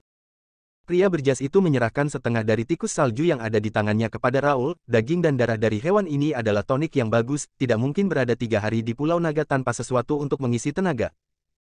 Pria berjas itu langsung memakan separuh dari tikus salju setelah selesai bicara, mulutnya dipenuhi dengan darah tapi pria berjas itu sama sekali tidak peduli. Roy yang ada di samping hampir muntah melihat adegan ini, dia tidak pernah melihat cara makan seperti ini sebelumnya. Raul menatap pria berjas itu dan tersenyum dan mulai memakan dengan lahap. Hanya saja tatapan mata Raul dipenuhi dengan rasa puas, dia sudah membentuk aliansi dengan pria berjas, dan itu hanya rencana sementara, di hari mereka akan meninggalkan pulau, dia akan memikirkan cara untuk menghabisi pria berjas ini, kalau tidak kabar tentang keluarga Bastian yang bekerja sama dengan kultivator iblis akan tersebar dan para leluhur keluarga Bastian tidak akan mengampuninya. Bab 836. Meskipun kekuatan pria berjas itu lumayan baik, hanya saja usianya masih terlalu muda untuk memahami kejamnya dunia ini. Setelah memakan tikus salju, pria berjas itu melanjutkan perjalanan, dan Raul mengikutinya dari belakang dengan bawahannya, karena saat ini kedua belah pihak sudah membentuk aliansi, pria berjas itu juga tidak memperdulikan orang-orang dari keluarga Bastian. Sepengetahuannya, selain Raul yang sudah mencapai ranah Great Grandmaster, orang-orang dari keluarga Bastian ini hanyalah Grandmaster, dan sama sekali tidak menjadi ancaman baginya. Sepanjang perjalanan, pria berjas itu berjalan lalu berhenti dan sesekali mengernyitkan keningnya seolah sedang memikirkan sesuatu. Kakak kedua, apa yang sedang dilakukan oleh orang ini? Dia begitu misterius dan mencurigakan, membentuk aliansi dengannya, tidak sedang membohongi kita kan? Dalam perjalanan ini kita masih belum mendapatkan apa-apa. Roy melihat pria berjas bertingkah seperti itu dan berkata dengan nada tidak senang.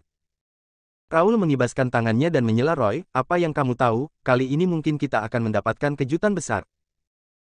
Raul tahu kalau pria berjas pasti sedang mencari naga raksasa yang legendaris itu, kalau benar-benar bisa menemukan naga raksasa dan mendapatkan kristal naga, maka perjalanan ini akan sangat berharga.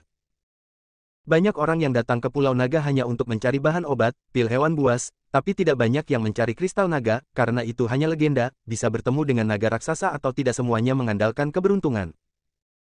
Di saat Raul dan Roy sedang berbincang, pria berjas itu mengeluarkan sesuatu seperti kompas dari sakunya lalu bergumam dan langsung menghantamkan energi jahat pada kompas itu. Jarum pada kompas mulai berputar dengan cepat dan akhirnya berhenti dengan perlahan. Saat jarum kompas itu berhenti, kabut hitam muncul dari dalam kompas lalu menghilang ke arah jarum kompas itu berhenti. Pria berjas yang melihat itu seketika menunjukkan raut wajah gembira dan segera mengejarnya. Raul yang melihat ini juga bergegas melambaikan tangannya, ayo cepat ikuti. Di sisi lain, Dev membawa Yuki dan lainnya dengan peta di tangannya terus berjalan ke arah di mana naga es mungkin berada. Dengan kehadiran serigala salju, tiga gadis itu tidak merasa bosan dan kalau mereka merasa lelah mereka bisa menunggangi serigala salju, mereka juga tidak pernah bertemu dengan hewan buas lainnya sepanjang perjalanan, mungkin karena mereka mencium bau dari serigala salju jadi segera menghindarinya. Weni, apakah kamu dingin? Saya akan memberikan bajuku pada Multeem. Weni, apakah kamu lapar? Bawahanku membawa coklat, makanan ini paling baik untuk mengisi energi, ini untukmu. Sepanjang perjalanan, Thomas terus menunjukkan perhatiannya kepada Weni dan membuat Yuki dan Ellie merasa sangat iri. Thomas, saya juga mau coklat, apa kamu tidak mau membaginya pada kami? Ellie bertanya sambil bercanda. Yuki dan Ellie selalu mengejek Thomas sepanjang perjalanan. Thomas juga memanfaatkan kesempatan ini untuk menyanjung mereka, karena dengan bantuan Yuki dan Ellie, dia memiliki kesempatan yang lebih baik untuk mengejar Weni. Kak Ellie bicara apa, tentu saja ada bagian untuk kalian. Thomas memerintahkan bawahannya untuk mengeluarkan coklat. Orang ini tahu kalau perjalanan di Pulau Naga akan sangat sulit, jadi dia meminta bawahannya untuk membawa banyak barang, dan hal ini juga berhasil menyenangkan Yuki dan Ellie sepanjang perjalanan. Setelah berjalan cukup lama, hawa dingin semakin terasa, dan banyak dari mereka yang tidak dapat menahan rasa dingin, tubuh mereka menggigil, jika tahu akan seperti ini mereka akan datang dengan menggunakan pakaian tebal. Yuki dan yang lainnya memeluk serigala salju dengan erat, merasakan kehangatan dari bulu serigala salju bisa membuat mereka merasa sedikit lebih baik. Thomas sedikit lebih menderita, dia dibungkus oleh beberapa pakaian bawahannya tapi masih menggigil kedinginan. Tidak lama kemudian, kesadaran spiritual Dev seperti mendeteksi sesuatu dan mempercepat langkahnya, yang lainnya juga bergegas mengikutinya. Setelah berlari beberapa saat, sebuah kolam dengan luas sekitar 2 hingga 3.000 meter persegi muncul di hadapan mereka. Air kolam yang tenang, disinai oleh sinar matahari, membuat cahaya perak berkilauan di atasnya. Bab 837. Air di kolam berwarna seperti tinta seolah-olah sudah terkontaminasi oleh racun, dan juga memancarkan gelombang hawa dingin. Di tempat sedingin ini kenapa air kolam itu tidak membeku? Ellie bertanya dengan bingung saat melihat air yang seperti tinta di kolam itu. Cepat lihat, ada seseorang di dalam kolam. Saat itu, Wenny berteriak kaget. Dev dan yang lainnya melihat ke arahnya, dan menemukan sebuah batu besar yang terangkat di tengah kolam. Batu itu berukuran 45 meter persegi, tapi saat ini di atas batu besar itu ada seseorang yang sedang duduk bersila. Bukankah itu kultivator iblis? Kenapa orang itu bisa menemukan tempat ini juga? Lantas benar-benar ada naga di tempat ini. Thomas mengenali orang yang ada di atas batu dan berkata dengan sedikit terkejut. Saat itu, pria berjas sedang duduk bersila di atas batu yang berada di tengah kolam dan di sekelilingnya kabut hitam tidak berhenti mengepul dari kolam dan semua kabut hitam itu tersedot ke dalam tubuh pria itu. Melihat pemandangan ini Thomas ketakutan hingga pucat pasi, karena dia belum pernah melihat pemandangan seperti ini sebelumnya. Sedangkan Dev mengernyitkan alisnya sepertinya kultivator iblis itu juga mencurigai kalau naga es mungkin berada di dalam kolam ini, dan sedang menyerap hawa dingin dari kolam itu untuk menarik naga es itu keluar.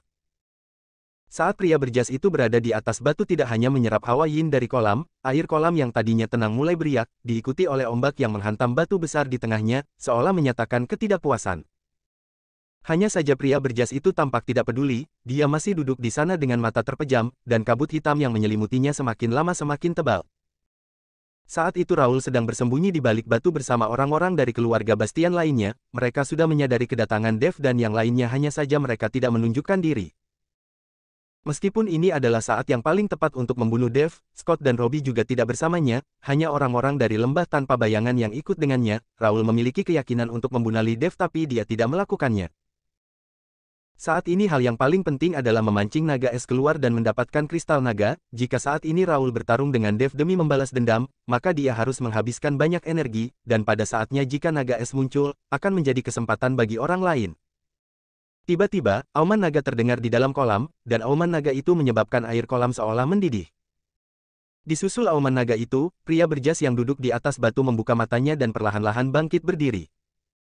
Saat pria berjas itu berdiri, gelombang yang mengejutkan muncul dari kolam dan saat itu raut wajah pria berjas itu menunjukkan ekspresi konsentrasi. Bam-bam. Dengan suara air, terlihat di tengah air kolam itu tiba-tiba muncul sebuah kepala naga, yang membuka mulut besarnya lalu menatap ke arah pria berjas. Pemandangan ini mengejutkan semua orang, bahkan Dev juga tanpa sadar membelalakan matanya, dia tidak menyangka benar-benar ada seekor naga. Pria berjas itu mengernyitkan keningnya, dan dengan hentakan kakinya tubuhnya terangkat ke udara, terbang setinggi beberapa meter dan mencoba menghindari serangan naga es. Tapi naga es itu tampaknya tidak berniat melepaskan pria berjas itu, seluruh tubuhnya melompat keluar dari air, mulutnya terbuka lebar dan mengikuti pria berjas itu dari belakang. Di saat inilah kerumunan orang itu bisa melihat penampilan utuh dari naga es. Naga es ternyata memiliki tubuh yang transparan, seperti terbuat dari balok-balok es yang sangat besar, dan panjangnya mencapai 5-6 kaki. Di bagian kepalanya terdapat sebuah cahaya merah yang bersinar, dan itu seharusnya adalah kristal naga. Ini bukan naga asli. Setelah Dev melihat seluruh permukaan es yang dingin, dia segera menyadari ini sama sekali bukan naga, melainkan semacam formasi sihir atau mungkin semacam senjata spiritual. Seperti pedang naga milik Dev, dia bisa menggunakan kekuatan spiritual untuk menciptakan berbagai bentuk bara api, tapi semua itu hanyalah ilusi dan tidak nyata. Bab 838. Naga es yang terbuat dari balok-balok es yang tidak terhitung jumlahnya memang hanya seperti itu, sama sekali bukan naga raksasa asli. Tapi kristal naga yang bersinar dengan cahaya merah di kepala naga es itu nyata, dan mungkin saja naga es itu sekarang sedang digerakkan oleh kristal naga. Dev menatap naga es itu dengan erat, sedangkan naga es itu mengejar pria berjas dari belakangnya. Setelah terbang beberapa meter di udara, pria berjas itu tampaknya sudah mencapai batas dan tidak mampu mengangkat tubuhnya lebih tinggi lagi, dan tubuhnya perlahan-lahan jatuh, sementara naga es yang berada di bawah menunggu pria itu dengan mulut terbuka lebar. Raut wajah pria berjas itu menjadi dingin, dan tiba-tiba menyentakkan tangannya ke belakang, sebuah pedang sabuk dengan kilatan dingin muncul di tangannya dan setelah satu tarikan nafas, tubuhnya menghadap ke bawah, tangannya mengayunkan pedang panjang di tangannya lalu menusuk tepat di kepala naga es itu. Cis-cis. Naga es yang melihat pria berjas itu hendak menikamnya, menyemburkan cairan berwarna hitam dari mulutnya, itu jelas-jelas adalah air kolam dan udara di sekitarnya seketika menjadi lebih dingin lagi. Menghadapi semburan cairan hitam dari naga es, pria berjas itu tidak menghindarinya, sebaliknya dia malah menunjukkan ekspresi gembira. Cairan hitam itu mengalir deras, pria berjas mengarahkan pedang panjangnya ke udara tinggi-tinggi, lalu mengarahkannya tepat ke kepala naga es, jelas-jelas dia menargetkan kristal naga. Dang! Suara logam yang bertabrakan terdengar, kilatan api terlihat dan naga es itu tidak terluka, sementara pria berjas itu samar-samar merasakan mati rasa karena terkejut. Menggunakan bantuan pedang, pria berjas itu kembali bangkit berdiri, namun raut wajahnya dipenuhi dengan kesuraman. Tubuh naga es ini sangat kuat, sama sekali tidak bisa melukainya, meskipun beberapa retakan muncul tapi juga pulih dengan cepat, karena naga es ini terbentuk dari tumpukan es, dan dalam cuaca dingin seperti ini, retakan es dapat membeku dengan cepat.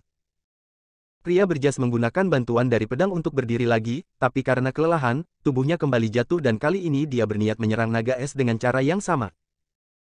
Hanya saja, kali ini alih-alih menyemburkan cairan hitam, tubuh naga es itu tiba-tiba menggembung dan ekornya menyambar ke arah pria berjas itu dengan ganas. Ekor naga es menyambar ke arah pria berjas dengan suara siulan, raut wajah pria berjas itu dipenuhi kengerian tapi dia tidak punya cara untuk menggunakan kekuatannya di tengah udara, dia hanya bisa memegang pedang sabuk itu dan bersikeras menahan diri dari serangan ekor naga es. Bam! Dengan suara teredam, pria berjas itu langsung tersambar dan jatuh menghantam tanah dengan keras, raut wajahnya sangat jelek, tapi dengan kemauan keras pria berjas itu kembali merangkak perlahan-lahan. Melihat pemandangan ini, baik Dev maupun Raul yang bersembunyi menarik nafas panjang-panjang. Pria berjas ini memiliki kekuatan seorang Great Grandmaster, tapi menghadapi naga es ini dia malah tersapu oleh kibasan ekornya, bisa dilihat kekuatan dari naga es ini sangat luar biasa. Melihat naga es yang berada di udara, Dev mengulurkan tangannya dan pedang naga muncul di tangannya. Menghadapi naga es, Dev harus mengerahkan seluruh tenaganya, dia tidak berani bersikap sepele sedikit pun. Melihat Dev mengeluarkan senjatanya, Roy sedikit cemas, kakak kedua, Daye mungkin akan turun tangan, kita tidak bisa membiarkan dia mendapatkan kristal naga. Jangan ada yang bergerak, Raul menghentikan Roy yang hendak menerjang keluar. Alasan kenapa Raul tidak mau bergerak karena dia tahu Dev tidak mungkin mengalahkan naga es dengan mudah, saat Dev dan naga es sudah bertarung sampai terluka, dia akan keluar untuk mengambil kesempatan dalam kesempitan. Sedangkan pria berjas melihat Dev juga ingin melawan naga es menyipitkan sepasang matanya, dan mulai menggumamkan sesuatu. Dengan gumaman dari pria berjas, air kolam yang tadinya tenang mulai mendidih lagi. Sepertinya pria berjas itu tidak ingin membiarkan Dev menyerang naga es. Ombak berkecamuk, kabut hitam yang tidak terhitung jumlahnya mengarah ke arah pria berjas itu, dan setelah tiba di hadapannya kabut hitam itu langsung masuk ke dalam tubuh pria berjas. Bab 839. Saat melihat kabut hitam itu terus bergerak ke arah pria berjas, naga es mulai mengganas. Tidak lama kemudian, kabut hitam di atas kepala pria berjas perlahan-lahan berkumpul dan membentuk sebuah kepalan tinju yang besar, pria berjas menghentakkan kakinya dan mengarah ke arah naga es. Naga es tidak menunjukkan kelemahannya, dan setelah mengom ringan dia membuka mulut besarnya dan mengarah ke arah pria berjas itu.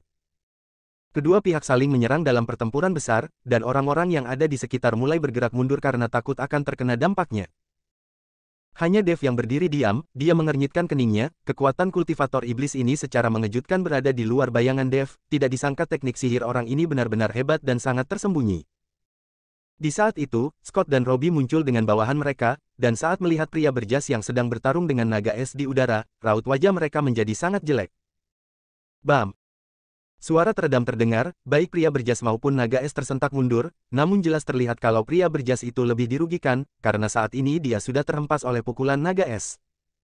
Pria berjas itu jatuh ke tanah, raut wajahnya seputih kertas, dan mulutnya tidak berhenti menyemburkan darah segar. Naga es tampaknya juga terluka parah, dengan satu pukulan itu seluruh tubuhnya langsung jatuh ke dalam air. Perlahan-lahan air di dalam kolam kembali menjadi tenang, dan semua orang menatap pria berjas itu dengan wajah tegang. Kakak kedua, gawat, orang itu tidak bisa menang melawan naga es, sepertinya dia tidak akan bisa kabur, apa yang harus kita lakukan? Roy melihat pria berjas itu terluka dan tahu kalau dia pasti sudah tidak bisa kabur, lagi pula Scott dan Robbie juga sudah tiba di sini, mereka tidak mungkin membiarkan seorang kultivator iblis yang terluka pergi. Raul terdiam, raut wajahnya berubah, dia tidak tahu bagaimana luka pria berjas itu, dan tidak berani keluar.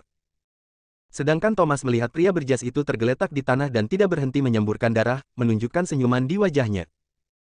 Akhirnya sekarang dia bisa membalas dendam, saat di kapal pesiar, pria ini tidak memberi muka kepadanya, sekarang dia akan membunuhnya selagi dia cedera.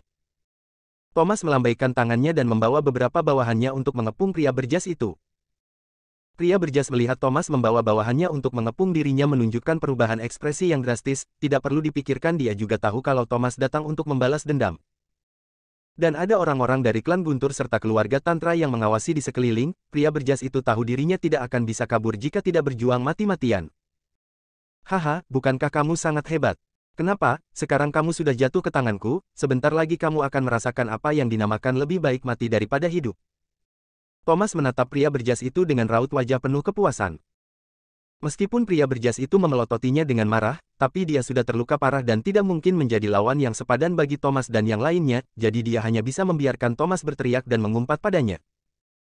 Melihat pria berjas itu tidak membalas perkataannya, Thomas menjadi semakin puas dalam hatinya, dia mengangkat salah satu kakinya dan menginjak wajah pria itu dengan keras. Perbuatan Thomas membuat pria berjas itu sangat marah, sebagai seorang Great Grandmaster dia malah dipermalukan oleh seorang master dan pria berjas itu tidak berniat untuk bersabar lagi. Pria berjas itu terlihat meraba-raba tubuhnya, Thomas mengira dia akan mengeluarkan senjata dan mundur 2 langkah karena ketakutan. Tapi saat dia melihatnya dengan jelas, terlihat pria berjas itu mengeluarkan sebuah boneka kayu, dan Thomas tidak bisa menahan rasa gelinya. Sialan, sudah sebesar ini masih bermain boneka. Thomas berkata dengan raut wajah penuh penghinaan. Haha. Bawahan Thomas juga tertawa terbahak-bahak. Pria berjas itu tidak memperdulikan cibiran dari Thomas dan yang lainnya, dia memegang boneka di tangannya lalu setelah menggigit ujung lidahnya, dia menyemburkan seteguk esensi darah pada tubuh boneka itu. Dia yang awalnya sudah terluka parah, kini menyemburkan seteguk esensi darah membuat luka di tubuh pria berjas itu semakin parah, wajahnya seputih kertas dan sudah hampir pingsan. Bab 840. Setelah boneka itu terkena darah, kepulan kabut hitam membumbung tinggi, lalu seorang anak dengan wajah yang mengerikan dan 2 gigi taring muncul. Hal ini membuat Thomas dan yang lainnya terkejut, meskipun mereka adalah ahli bela diri tapi mereka mana pernah melihat hal seperti ini, jadi mereka bergegas mundur. Mundur. Setelah Dave melihat penampakan anak yang wajah mengerikan ini muncul, dia tercengang dan segera bereaksi lalu berteriak pada Thomas, hantu bayi ini beracun, cepat menyingkir. Mendengar teriakan Dave, Thomas dan yang lainnya mulai mundur. Hanya saja, ada seorang bawahan yang terlambat mundur, hanya bayangan hitam yang terlihat, hantu bayi itu mencengkram bahu pria itu dan 2 taringnya menusuk tubuh pria itu dengan ganas. Ah! Bawahan Thomas berteriak dengan mengenaskan. Semburan Hawaiian disusul dengan taring hantu bayi itu langsung menusuk ke dalam tubuhnya dan tidak lama kemudian tubuh bawahan keluarga Lang itu berubah menjadi kepulan hitam, matanya terbuka lebar menunjukkan kepanikan yang luar biasa. Perlahan-lahan pria itu berhenti berteriak dan seluruh tubuhnya jatuh ke tanah, sementara hantu bayi menuju ke target berikutnya dengan cepat. Melihat pemandangan ini, baik Thomas maupun Scott serta Robbie sama-sama terkejut. Bahkan Raul yang sedang bersembunyi juga terkejut, dia tidak menyangka kultivator iblis ini masih begitu kuat walau sudah terluka parah. Dia merasa sedikit takut, dia masih berencana untuk menghabisinya, dan membunuh kultivator iblis ini saat kembali, kalau dia benar-benar melakukannya sepertinya yang akan mati adalah dirinya. Saat ini Dave menghentakkan kakinya dan tubuhnya terangkat ke udara, langsung mengarah ke hantu bayi itu. Bam! Setelah suara teredam, Dave langsung menendang hantu bayi itu. Hantu bayi itu mendarat di sebelah pria berjas dan nafasnya menjadi sangat lemah. Hantu bayi dan kultivator iblis itu awalnya adalah satu kesatuan, sekarang pria berjas sudah terluka parah, kekuatannya berkurang drastis, dan memaksa dirinya untuk memunculkan hantu bayi dan menguras sisa-sisa nyawanya, jadi dia selangkah lebih dekat dengan kematian. Hanya saja bisa dilihat pria berjas ini sudah mempersiapkan diri untuk mati, jadi dia memaksa untuk menggunakan hantu bayi. Apa-apaan ini? Thomas bertanya kepada Dave dengan wajah penuh kengerian. Ini adalah hantu bayi, setiap kultivator iblis akan mengkultivasikan hantu bayi dari mereka sendiri, namun hanya Great Grandmaster yang bisa mengkultivasikannya, hantu bayi orang ini begitu besar, sepertinya dia sudah mencapai ranah Great Grandmaster tingkat 4, bukan? Dave mengernyitkan keningnya dan berkata, jika orang ini tidak dilukai oleh naga es, pasti tidak mudah bagi mereka untuk menghadapinya. Pria berjas itu perlahan-lahan merangkak dan membuka mulutnya, hantu bayi itu tiba-tiba berubah menjadi kepulan kabut hitam dan masuk ke dalam tubuh pria itu, dan pria berjas itu kembali memegang boneka kayu di tangannya. Pria berjas itu memasukkan boneka kayu itu ke dalam saku mantelnya lagi, lalu menghirup ki dan perlahan melangkah mundur. Sepasang matanya menatap ke arah batu tempat Raul bersembunyi. Inikah cara kalian membentuk aliansi denganku?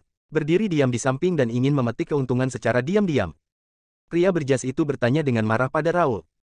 Dev yang melihat itu segera menyebarkan kesadaran spiritualnya dan segera menemukan tempat Raul dan yang lainnya bersembunyi. Tadi Dev begitu fokus pada pria berjas itu dan tidak menyangka akan ada orang yang bersembunyi di sini. Raul yang sudah tidak bisa bersembunyi lagi menunjukkan diri dari persembunyian dengan bawahannya. Pria berjas menatap Raul dengan tatapan marah. Bicara sembarangan apa kamu, keluarga Bastian adalah klan terkenal, mana mungkin membentuk aliansi dengan kultivator iblis seperti kalian, jangan memfitnah saya. Sekarang pria berjas ini sudah terluka parah, dan kehilangan kegunaannya, Raul mana mungkin mengaku kalau dia membentuk aliansi dengannya. Pria berjas yang mendengar itu menjadi sangat marah, baik, perkataanmu begitu berubah-ubah, masih berani mengatakan kalian adalah klan terkenal, benar-benar tidak tahu malu.